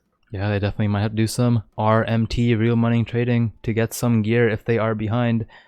Fortunately, it looks like Rise did not have Amazon Prime, so they have to opt for a inferior strategy instead. You went to eBay instead. It's unfortunate. Unfortunate. Or you said Walmart, so might be doing some RMT. Like, yeah, maybe. All right. That being said, Goratha is entering the trial. I believe after this, both teams will only need one more trial, which will be the Hedge Maze trial. This is pretty close right now. I think both teams have also done Solaris. Look, Rise, as we said, he's doing some window shopping now. He's visiting Walmart, looking for some upgrades. I think you really want a 4-link, he needs more damage. There's a 4-socket helmet, opting not to buy it. Oh, he buys the other one and gets a 3-link, but it's not going to be crafted. We have to factor in, we're talking about Rise's res earlier. He has that chest we're not factoring in. Ooh. Once he throws that chest that he found off of that one box, that's going to be quite nice for him. I just looked at his inventory. I do not see that chest anywhere. I think he vendored Bottom it. Right? It was a evasion base. I'm pretty sure he vendored it. Yeah, I'm like 90% sure he vendored it. I did not see it in Nugi's inventory. I'm pretty sure he vendored a 53 life dual res chest. They're really high dual resistance as well.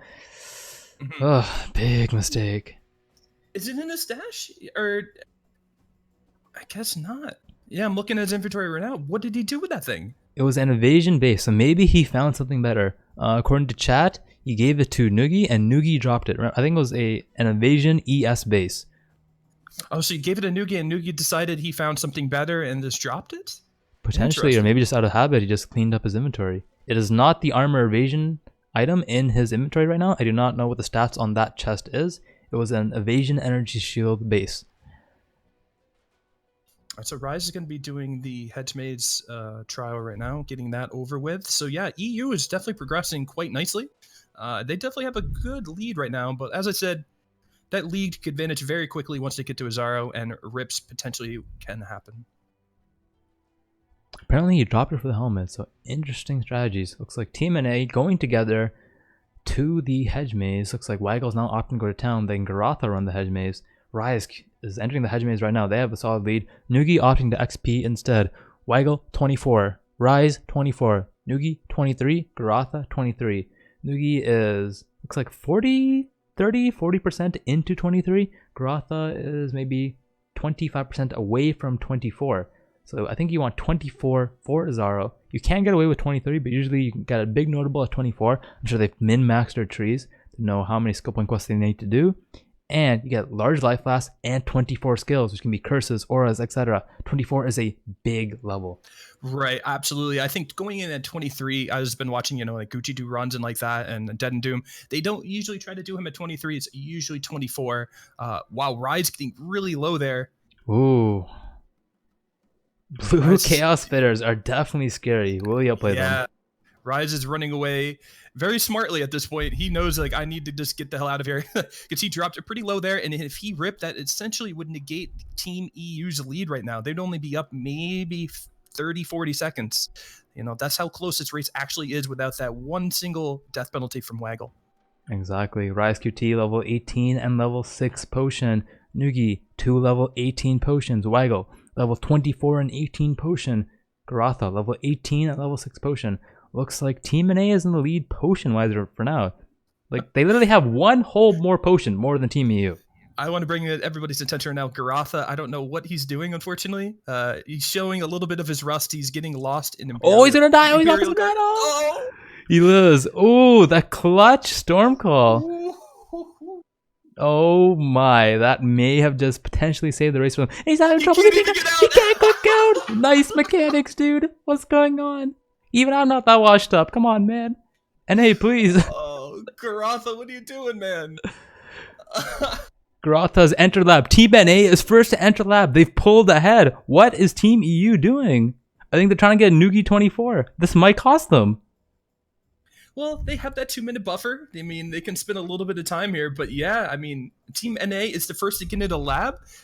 Shockingly, I'm surprised here, but we'll see if the slower approach pays off for Team EU here. Nugi needs to get into the lab right now. So does Rise. The chat is probably telling them, OMG, NA's in lab. What are you guys doing? Don't let us down. Like, the fans will not be happy. Rise is taking his time, though. Again, window shopping. Does not have the Amazon Prime for the quick purchases. Is not prepared. He's using eBay, man. I mean, gotta get him off that eBay. No, but seriously, do you think this is a strat by EU? They're like, okay, that's fine. Let them in lab first, because we have squishier characters. They want to be prepared. I'm not too sure. Potentially. I wonder if any players will opt to...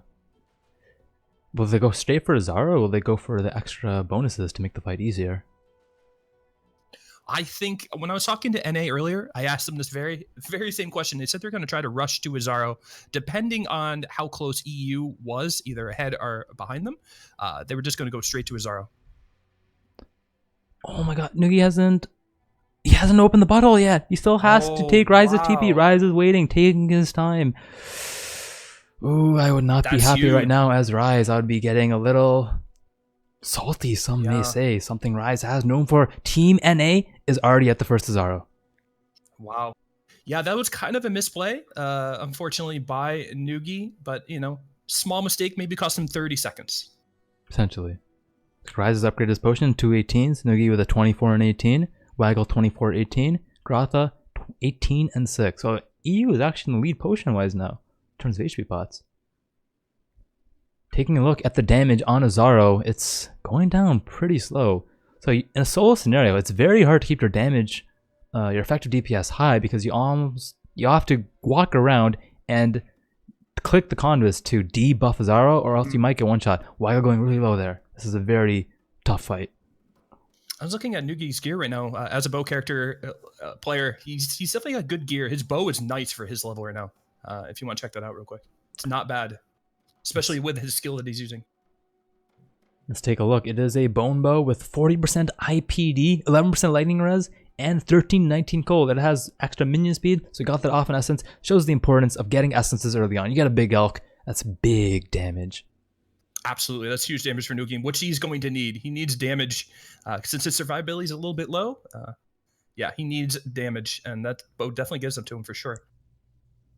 It's like both Rise and Nugi have decent fire res. Rise 51 plus 15, that's really good. 66 fire res. Nugi 38 plus 15, very strong. Team NA 20 fire res plus 15 and 26 plus 15 on Goratha. Ugh, it's not good. Yeah, Team NA right now is struggling against the first phase. They're dropping low. Goratha out of pots at times. Like, it's getting a little bit sketchy in this fight. I think the lack of damage is starting to show for Team NA. All players are essentially ranged except for Rise. Rise probably has to be the closest to Azaro. He does have the most... he has the second most HP. Waggle actually has the most, but I think Rise has better resist. This is neck and neck. Rise has 51 fire res, 0 cold, and 9% lightning as of right now with this chest on. Plus 15 all res from Alira, don't forget that. Mm-hmm. Team NA kills Azaro. They're in the lead, but they must kill the final Azaro by at least 2 minutes, or Team EU will catch up. Obviously, right now, if I'm Team NA, I would be praying for a Nugi or Rise rip at least 1 or 2, because that will essentially put them in the lead. Get rid of that 2-minute deficit, and now Team NA is in the lead. That's how close this actually is right now. Indeed. So, Blasting, I'm going to ask you a favor. I want you to go back in time. Go back to your ancestors. Pretend you're a Viking. Pretend you're from Europe. Mm-hmm. What would you say to your fellow EU brethren right now to motivate them? I would tell them, listen, the ancient words of our ancestors, get good. That's all I would say to them. And just Get walk good. away, stomp away angrily, and that would work. It would motivate them. They definitely want to get good. If they want to reach Valhalla, Team NA going through the sketch. Oh, Waggle almost died at the traps. Almost getting PK'd by the traps. A very close call there. Team EU still fighting first phase of Zaro. Both teams having pretty low DPS. Who do you think has higher DPS right now? I want to say I think EU does, honestly, because I'm looking at Nugi's gear right now. It's really, really good for his level. But Scorching Ray is always kind of the wild factor here. It's kind of tough to be like, I don't know. Whoa, wow. What is Goratha really, really getting low there? Did you see that? I did not see that. How low did he go? God, I want to say maybe 100 HP. He was bleeding out. Wow, that was low, really, really close. But no, but I think EU has more damage here, but it's tough to say. I'm trying to see what Scorching Ray is doing right now with Goratha, but I want to say the fight went a little bit quicker with EU, the first phase, so. Definitely. Team NA is on the second Zaro. I wonder if they'll call any portals. Portals are actually very sketchy early on. If you don't have the damage, it can actually make the fight very difficult. Goratha going at half. They're DPSing Zaro. Looks like they're not going the portal. I can't tell. Waggle is targeting it sometimes. Eats Asunder to the face. Goratha's trying to Yeah. get a little bit of a portal down, but he's taking major damage trying to get these portals down. I think he's a little bit worried about taking these portals down and having Goratha doing... I think the they finally damage realized it, that they need to up, or they need to kill the portals, or else the last fight will be very difficult. And they want to have maximum DPS uptime. The Skelly Mages, they do a lot of damage early on when your resists are not capped. And especially when you're, how many levels? 6, 7, 8, 9 levels below the zone? Yeah, anything in here is going to be risky. You don't want to give more damage, and they need to get those portals down ASAP. Exactly. Team EU catching up to the second Zaro fight. Will they pull ahead with superior DPS strategies? Maybe they'll opt to go for the portals earlier. Team NA opting to go for the portals a little bit afterwards, not being prepared, realizing, oh crap, we kind of got to kill this. They finally killed all the portals though, to my knowledge. He says, you cannot stop this tide, or stem this tide, my apologies. Waggle eating a big charge. Wow. Waggle literally just sat and ate that. Dropped him down to what, 25%? Something like that? But both have flasks up, they're fine. EU is now fighting Zaro second phase as well. It seems to be going quite well for them. Oh boy, Nugi just dropped down to maybe 15% there.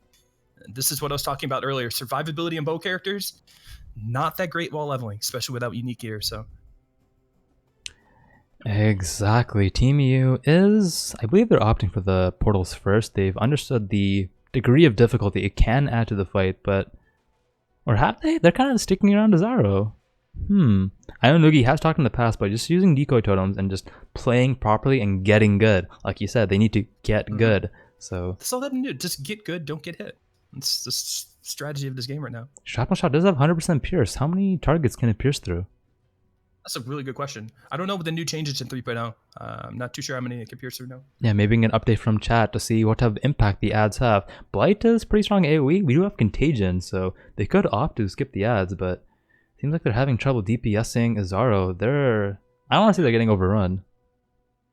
They're not getting overrun, but they're definitely having a hard time getting to Zaro through all of his ads. Essentially, Zaro has a ton of meat shields, and EU is having a hard time penetrating the meat shields, Kappa. Exactly. I haven't seen too many close calls yet. We've seen a couple players go to like maybe 25-30%, but they instantly potion back up. Every time I look at their potions, a lot of them are essentially on full charges. They're doing fine potion-wise right now. Yeah, and Nugi definitely drops down to maybe 25% here and there, but he's definitely quick with the flasks, so he's all right. But yeah, I can definitely see one-shots happening to Nugi here, especially on his type of level of HP he has. Exactly. A bit of analysis on Nugi. Do you think Shrapnel Shot was a mistake? So it apparently only pierces 4 to 7 additional targets. So I assume it's either 4 to 5 right now. Maybe he should have opted for a higher single target skill with better support gems such as Rain of Arrows, because that is a level 12 skill. Shrapnel Shot is the level 1 or level 4 skill. I'm not too sure on that, but he could have just used Shrapnel Shot and then immediately switch to Rain of Arrows at level 12 if he opted for that instead. So as a, like, literally, I love bow characters. It's all I do, and I can tell you, Shrapnel Shot the entire way was not a mistake in my opinion. I think he did it all right. Shrapnel Shot can do AOE and has good single target and it scales well with levels. So, and his gear is pretty damn good as well. I definitely don't think it was a mistake. I think he played it well. He could definitely go on Rain of Arrows and maybe a little bit better single target here and there, but no, I think he played this quite well. Okay, thank you for that excellent bow analysis. I wasn't too sure. But isn't Rain of Arrows has no conversion, whereas Shrapnel Shot has lightning conversion. So Azaro is a boss, they have more resist than a normal mob. Have you considered that? I mean, the supports with Rain of Arrows versus, you know, what you could use with... Let's say 3 links. 3 links. Rain of Arrows, Conk Effect, what? That's probably the best, right? You don't have Add a Lightning though. So, well, you can't use Conk Effect. I don't think you'd be able to level for Conk. Or the int. You got a level 1, level 2. You get a Lapis, I'm sure you can. Hmm. Let's say they can equip Conk. If you can equip Conk, then I think Rain of Arrows probably would be the way to go. Because as you stated, you know, Azaro is a boss. He has that higher res. You do conversion with a Shrapnel Shot. Yeah, you do have a point there for sure. Let's see, maybe it's a 4 link where Rain of Arrows surpasses it. We're not sure. So on the top screen, Team NA at the top right now. They are ahead of Team EU. First to enter the last Azaro phase. All traps are disabled. This is a recent buff to the lab. 4 players. They are DPSing pretty hard. It's a pretty easy fight without the portals. Yeah, I'm surprised the DPS is... Wow, the damage on Scorching Ray right now is putting in a lot of work. Yeah, they haven't opted for EE. There is no extra damage. I believe they took EE. They would have had this in the bag. So remember, oh yeah, I believe Waggle is the only one that died. So Team NA has a 2-minute penalty. So Team EU has an extra 2-minute buffer. But I don't know if that's going to be enough. They haven't even started the Zaro yet. Yeah, this could be really close. That rip that we were saying, this is how close this whole race has been. Essentially, one rip has essentially set Team NA back. They've been neck and neck this entire race. Now, I'm worried about Nugi here, like I keep saying, because I saw him drop to maybe 15-20% 3 separate occasions in Phase 2. So I'm curious to see if Nugi will be able to escape this without ripping. 114.43. 114. And then you add, yep. And on my timer, I got 114.54. So Team EU must kill Zaro on my timer by 114 or 116.54. Which is probably roughly 10 seconds ahead of Goratha's timer on the screen. They are on the final fight. This is so close. They have 1 minute and 40 seconds left to do the damage. Oh, look at Rise's Orb of Storms. It's linked to blind. They might be able to just face tank it. They have 2 decoy totems as long as they don't put the decoy totems on top of each other. So the Sunder does not AoE overlap from Azaro. They can literally just face tank them. They have Enfeeble as well. Azaro has reduced accuracy. This is neck and neck. But absolutely an amazing play by Team EU, doing blind plus Enfeeble, making Azaro essentially miss a ton right now. The damage output is pretty good for EU right now. They're definitely able to face tank way more than usual. Yeah, I think they might be able to pull this off. Team EU has 1 minute left. Pull the lead. Oh, I think they're gonna oh my god, this is so close. Ooh, Rise going low. If any of them die, it's over. It's over and Team NA will win. Rise is gonna get way too close. They can't afford a rip right here, or they're going all in. There's 44 seconds left. I think they have it. They're so low. No culling. No culling and no culling needed. Easy game. Team EU pulling out on top. Waggle's 1 death, well costing them. Wow. That's so unfortunate for Waggle right now. But yeah, 36 seconds difference. Wow. That's crazy. The Rise cheering in the background. He's like, yeah, I got this. Damn, that was exciting. Easy claps in the chat for Team EU, boys. EU winning the first round of this epic rivalry. That was extremely close between both teams. I didn't think it was going to be this close. I thought Goratha, you know, having to shake off a little bit of rust, you know, EU might be able to win this heavy-handedly, but no. I mean, essentially 30 seconds. What's the difference? 36 seconds. We even see a couple fans flaming Waggle. Hopefully that does not affect his positive mental attitude. So I'm messaging him, nice rip. He replies, shut up. And the player replies, lol. That can definitely be very tilting. Sometimes lol is just too much, man. Like, definitely tilt players. Yeah, and I'm wondering if, because the rip happened early on. So I'm wondering, if that kind of got them down a little bit. It got the team camaraderie down a little bit. But, I mean, they ended up winning it in terms of getting to lab first and killing Azaro first. So Apparently were Team behind for a NA got the disable trap Darkshine. Maybe they spent too much time getting the Darkshine instead of just going for the boss. Team EU skipped the boss. Or skipped the Darkshine, my apologies. Mhm. And it seems like the Quicksilver strategy did pay off. Would you call that a success or failure? I'd call the it a EU success, the Quicksilver? EU strat. Mhm. I wish they utilized it a bit more. But hey man, it made for a close race since they only utilized it once. That was very exciting. So that's Yeah, you ready to go to interviews? Yeah, sure. Alright, let's go and drag Team EU in. Yeah. Congratulations guys! Winning Congrats, guys. by 36 seconds due to Waggle's death. How are you guys feeling right now? Feeling pretty good. Pretty good. I think not a lot of people believed in us. I just want to know, how did the straw poll go? The straw poll actually went. So we had Everybody- 400 yeah. votes. You guys had 300 of the votes. Wow. Oh, okay. So like you were definitely crowd favorites going in. Not a lot of people putting faith into Team NA. Apparently the poll was favored in Team NA's favor, but after the pick and ban phase, a lot of people flip-flopped to Team EU. They did not Oh, believe in their shit. picks. Yeah, Okay. Didn't believe in the scorching ray, huh? did not believe in the scorching ray. So let's go back to pick and ban phase. What were you guys thinking? Like, can we go through like what was going through your minds? You guys took a really long time on your second ban, I believe, taking 5 minutes. Yeah, well, on the first one, it's like, how can we just make Goratha not fly, right?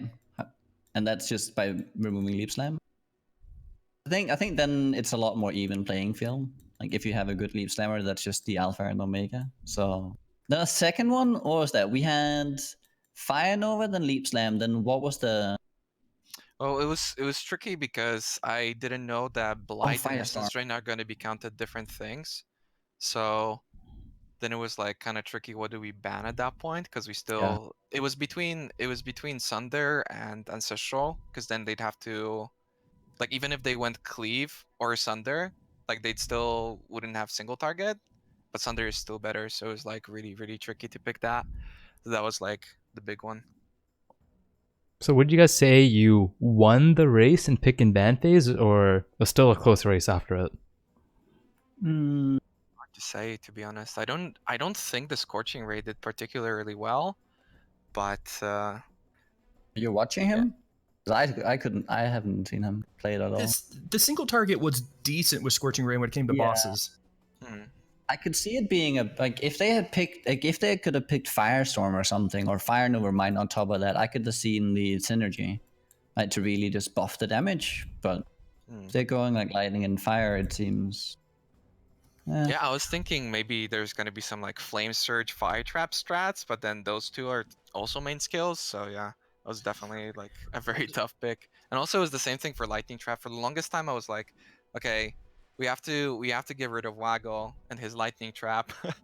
And then yeah, it was like, hey, Lightning Trap doesn't have any single target, and they can't use Flame Surge. So unless they actually went Flame Surge and the other one, no, because then they still can't use it together, right? Yeah, so- Exactly. Yep. I think that was the One correct question- decision. Yeah, go ahead, Cap. One question I had was the whole Quicksilver strategy that you guys had. Like, essentially, I saw Rise, you dropped your Quicksilver for Nugi so he can race ahead and get to Merville. Why did you guys stop that? It seemed like it worked really well for you. You actually were able to take the lead by doing that strat. Was there a reason why you didn't do that in Act 2 and Act 3? We have to split up. Yeah, we paired up a lot more than we wanted to, and if like you were looking at our vendors, especially me, I don't know, I went to vendors like 6 times too many just trying to buy deep like portal scrolls, so that was really rough. And so at some point we were just like, yeah, we can't be splitting up like this because we never have portal scrolls. And it actually cost us a lot of time on Weaver because I messed up and I clicked the portal to exit, and then I had to rerun Weaver, and that was like pretty big. Because if you're running Crypt, then you get enough EXP anyway, and yeah, it was a little bit messy on my part. I think it's important that you have like if he can't get onslaught either, so you wanna at least, because you have to split up and run different things always, and also just through farming. we want to keep on an even pace. So let's say you give one player both Quicksilvers, the other guy is going to be delayed by so much, especially since he can't onslaught, right? You can't onslaught with the degens. Yeah. So he would be moving so slow. So I think even if I was running the most, or if I was supposed to, I think just with the blink arrow, Quicksilver, and the onslaught that I can maintain, that should suffice. Yeah, I think that's better in general than Yeah. whatever they had set up for like Act 1. So even without Wsplit, it actually ended up working out. And like the thing is, Contagion farms really well, but yeah, because you don't have Onslaught, it ends up being kind of slow. But Ranger does so well in Act 1 that yeah, it worked there. But in Act 2 was like, we had to get enough EXP. Like Nugi was 15 in Vaal Ruins, and you have to be 16 minimum in Northern. So Yeah. like I ended up like he ended up running after that because we got like a sudden large surge of EXP. He had like 17 in Vaal Ruins, I think. So that was really good. We had like Yeah. a lot of blue packs, like a lot. It was like 6 or 7. Oh wow. Okay, so I want to go back to something. I'm not sure if you guys remember it, but I think Raiz, you found a evasion ES chest, which is life and dual res. Do you remember that? No, that didn't happen. I found a energy shield. Energy shield ES. Sorry, yeah, energy Yeah. shield ES, which was 50 life and dual res. I was like, Where do they 30 go? life. Nugi has it, right? No. It was 33 life and cold res. That's And it. like dexterity. Yeah, it didn't something really like have that. that much. I don't just know. I didn't didn't want have a to. red stack. The thing is, I was forced on. I was low on sockets, and I was kind of like figuring out what to do. So I went with the scale doublet with fire res. The thing is, fire res is so important. I think that versus the life roll is equal, since the only thing that ends up killing you is a bad barrage. Okay. Well, I kind of like just said, okay, fuck it. I can't really sort my gear. It's gonna take too long. I'm just gonna go with the red socket plus fire res. And on a good base, like scale doublet has like 117. This one has 117 armor and evasion, which is really high. Yeah, that was the thing too that I really messed up because I thought I hadn't picked up Catacombs after Nugi ran it. So he started running it again, and there was like a lot of confusion because apparently I did pick it up. I just didn't remember it. And he was like, he wasn't 24 yet, and we wanted to make sure that he's gonna be 24 for like a lot of things. So yeah, and I already was 24 because I like ran the docks and everything. The 24 was pretty important for our blind Orb of Storms with Enfeeble strategy. Did they do something similar? No. Or? they did not do that. You guys pulled that out, and I believe that actually may have won you the race. Yeah, it let us face tank a lot more. I'm sure Oh, it with lets the Scorching Ray, decoys they had face more. tank a Yeah, lot more. the decoys, exactly. And being on a character like as a bow character, like I love playing bow characters. I know they're quite squishy early on, especially without twink gear. So I was kind of worried about Nugi with you taking so much damage in there. I saw you drop to like 25% a couple times, and I was worried that you might get one shot. You know what I mean? So I think it was a really smart decision to do the blind and feeble and everything like that in Act 3 or Phase 3. Kind of. He has to crit you to one shot you. The slash has to crit. You can't get unlucky, obviously, but with the blind and everything, it's very unlikely that he'll ever crit. So even if you can, I think you can get hit by almost anything and you will never die as long as he doesn't crit with 450 life. Yeah, I went a little bit overboard a couple of times because I had the blind and enfeeble, and Nugi was like going around him, so I'm like, oh, okay, I'll just face tank the like glacial cascade thing that he does, and then he like would drop me to 10%. I'm like, Oh okay, man, yeah. maybe I shouldn't do that. That happened like twice because next time I was like, maybe I can do it. No, I couldn't. Yeah, the cascade it's probably the scariest thing he has in there. If you run with it. Exactly. Yeah, but I also had 560 life. That's something that also I thought like a shadow would be really strong with, because Blood Drinker and Blood Siphon is just so much life. It's like more life than everything outside of a Marauder, I think, early on. So it's really nice. So I have a question. Did you guys know that Waggle died at one point? Yes. So did that change your strategy at all? No. Not at the time. Only when the lab entering happened. Okay. Because like Nugi was a little bit behind, so yeah, that was interesting. Yeah, I was standing in town for like quite a while, but I didn't want to say anything. We definitely commentated on that. I usually hit that 24, right? We had decided that I hit 24 and go, and then. Yeah, that was my fault that Nugi was a little bit behind because of the confusion with the trial. Well, so and then the fact that I'm not really comfortable on just playing Shrapnel Shot for the entire race, because it really doesn't have good AoE capabilities later on. I felt it's kind of I'm used to like just having the Rainer Bears like fall down and just blowing up the entire thing, but this time you have to like walk around so much, and you have to really have the packs really closely. It's like cleave. It's essentially cleave, which is okay, but you don't have like It's leap not the slam, you don't best, have the right? same Right. kind of It's ability. something we've Yeah. definitely discussed. I'm glad you said it for me without meaning to ask. But why you did not opt to choose Rain of Arrows and pick and ban phase?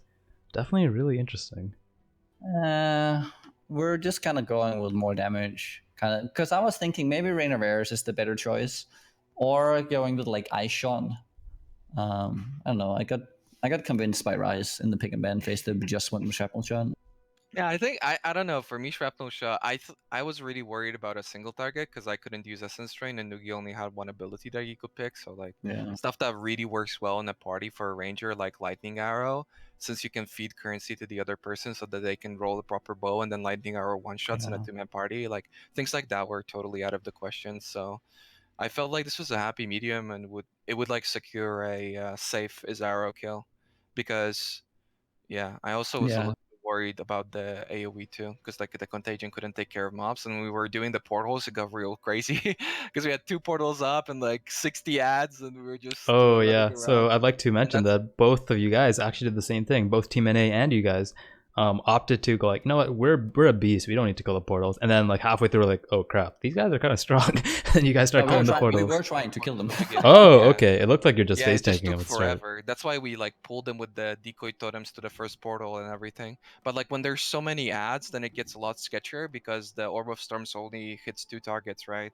So it was really hard for me to blind them because we don't get anything like a flame totem. With a flame totem, it would have been nice and controllable, but with Orb Yeah. of Storms, it was a little bit more difficult. Okay. And a bit backtracking to the level issues earlier. So you were the only one using Enfeeble. Maybe you guys could have gone in at level 23 since Nugi did not necessarily need level 24 and he could have just kept his level 18 pots. Did you use any level 24 gems?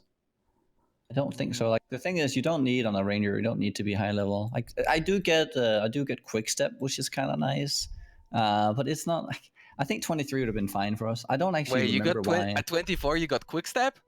Yeah. Well, I should have Yeah, gotten it. I should have gotten it earlier, but it's not a big deal. It's I had Avatar of the Hunt as well. I just forgot to click it, the quick start.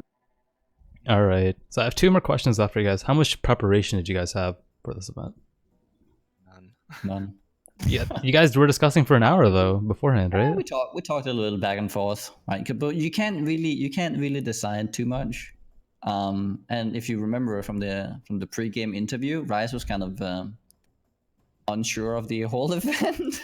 Yeah, I didn't really understand the rules until it started because I thought it was like people said that it's banning. I haven't really looked at it, but yeah, I don't think you can really discuss it because like even if you do a practice run, then the other team sees it. Like I was talking quite a bit about like different skills, but obviously you don't know if like Waggle or Goratha saw that.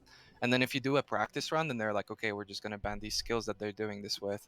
So you can't really do much. I think what really pulled through is mine and Nugi's eternal love coming from way back, and we have really good synergy, and we know how to communicate well, like a 15-year-old wife and husband, and that's really what helped us out, you know.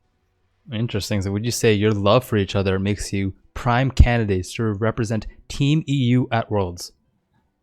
Apparently, man. Apparently. Okay. You think this is a good race concept for the future? We League of Legends now, we MOBA now, 2v2, pick and ban. Should we increase the party size? Any thoughts on that? I thought like the banning thing already was really cool, but with the picks too, that was really interesting. Although, yeah, it kind of messed over the whole essence strain thing. And I think what was really good that it was that Dookie. I was thinking still like, should I play ED? Should I play blind? Because you could only pick one. And then I was like, yeah, but the blind would be better single target. And Noogie's like, yeah, okay, I locked it in, and I'm like, oh, so I wasn't sure, but at the end it was way better to play with the blight because that's Yeah, I think would have never hit ED. his arrow. Yeah, that would have been rough. So. All right, last question. Do you have any words to say to Team NA? Who died? Waggle. Yeah, that was my question to them. Oh. Okay, I will let Wow. them know. I'll let them know. VM. We have only 17 minutes left till the next event, so we must interview our other contestants. Thanks again for participating, guys, and congrats on the win. Congrats, guys. All right, let's go and pull Team NA in for their post-game interview. Yugi puts out the schedule and is like, Hellman's in the race.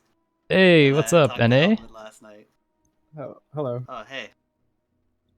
All right, let's maybe start off with some spicy stuff. How about Team EU's question for you guys is, who died?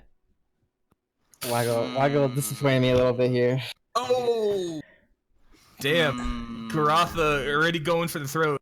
Goratha, is there a bit of animosity between you and Waggle right now? Is there like a bit of blame game going, or is your synergy from back in the day still strong? You know, Team NA is like #1.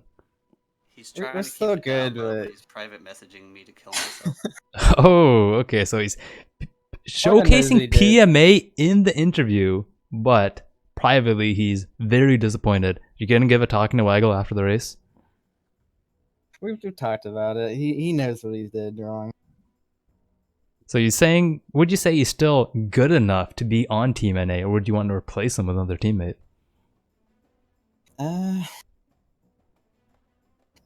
He's still good enough, I think.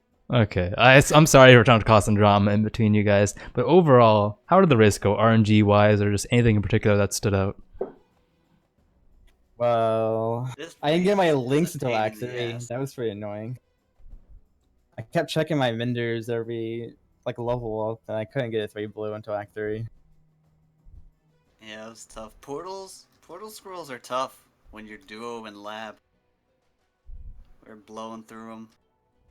Yeah, did you guys opt to just go straight for Zaro at the start, but then you realized that the portals are actually really scary and you had to kill them? Oh no, not those portals. Portal scrolls. Oh, portal We're scrolls. running out of portal scrolls non-stop, vendoring everything we got to get more portals.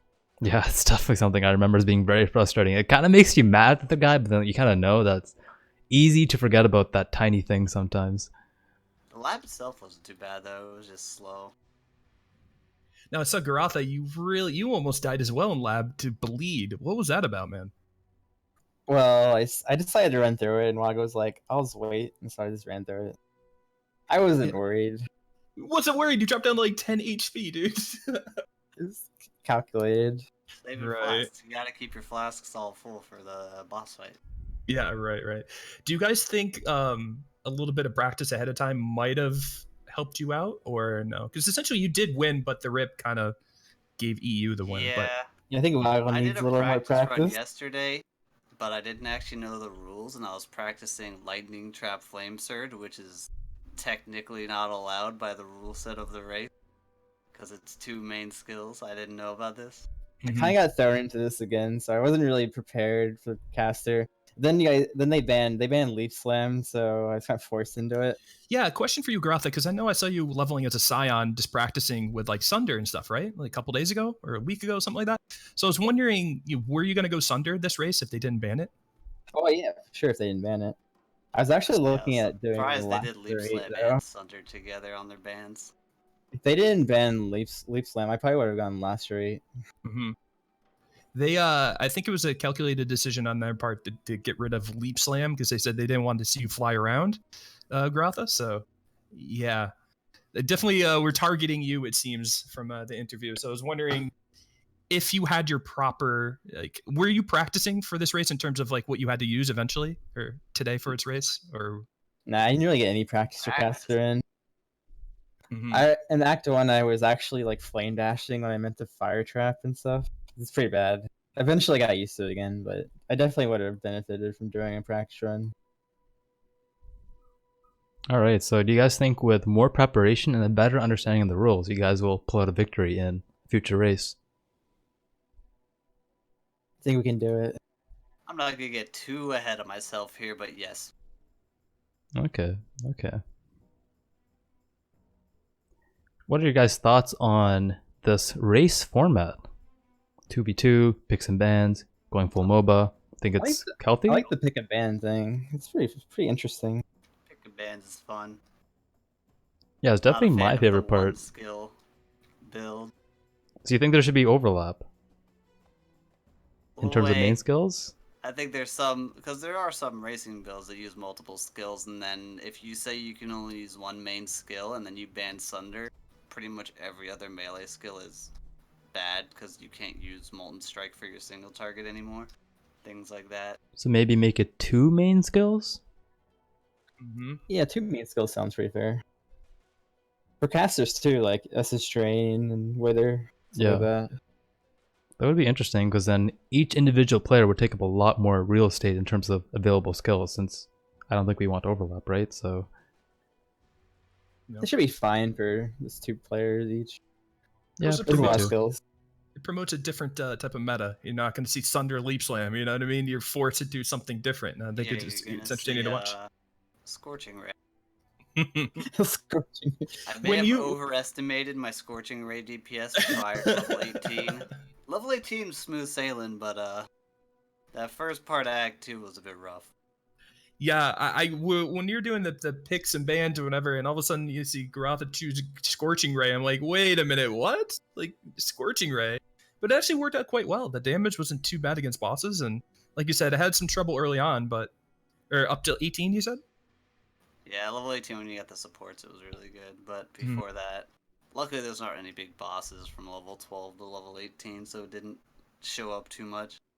On the topic of Scorching Ray, I was actually, like, when you picked it, I was like, whoa, wow, they're gonna pick EE because that would buff your damage by like a lot. Any reason why you guys didn't go EE or just didn't think about it? I didn't actually think about I that. don't think you could. I mean, if I went EE, it's basically you're just playing a support at that point. 'cause Well, you it's still so go far Scorching away Ray. You from could have gone like anything Frost Bomb relevant. or something. Maybe you got like cold damage on your auto attack, like buffed each Shadow, other's you damage. couldn't really go EE. Yeah, Shadow can't go EE. Can you Maybe get it Frost could've worked Bomb? with a Templar. I That guess, is yeah, if true. you went Templar, Scorching Ray, you could Maybe, EE. yeah, you went Templar Scorching Ray. Yeah, I actually remember that. I was thinking Templar Scorching Ray into EE. Yeah, I guess that makes sense. Okay. The A reason lot I of decided investment. with Shadow was just because Shadow has like twice as much damage available as Witch or Templar for a skill like Scorching Ray. I thought Onslaught Gems would be more impactful, but we really didn't Yeah, get we couldn't our find. links We didn't until- find a single blue Oh, green yeah. link for all of Act 1, so neither of us Yeah. had Onslaught in Act 1 because we just couldn't find an item to put it with our Freeze Pulse. That was a bit rough. Very unfortunate, but you guys are actually in the lead for the majority of Act 1 because you guys opted for Hellrake early, whereas Team EU opted for Hellrake around Ledge, opting to waste 6 wisdoms on Portal Scrolls. So, Yeah, that was Interesting. the idea, was save portals at the start because I knew they were gonna be tough. exactly. We and still even failed then, with we the still were portals. running out. I think we lost like at least 2 or 3 minutes with portals that race. Because I had to go back Yeah. in Sins 2, and then Waggle had Yeah. his I docs think to battle. Team EU actually died in the same spot in Chamber, or like logged out or something, so they made the exact same mistake as you guys did. It was honestly neck and neck the whole race, and you guys kept on going like leapfrogging ahead of each other. It was pretty exciting. It took me Anyways, a while to get used to the storm call. yeah, it's definitely Definitely something it takes getting used to. Storm calls as good as Firestorm don't know what they're talking about. There's people spreading fake news, baiting us into storm call picks. Get debated.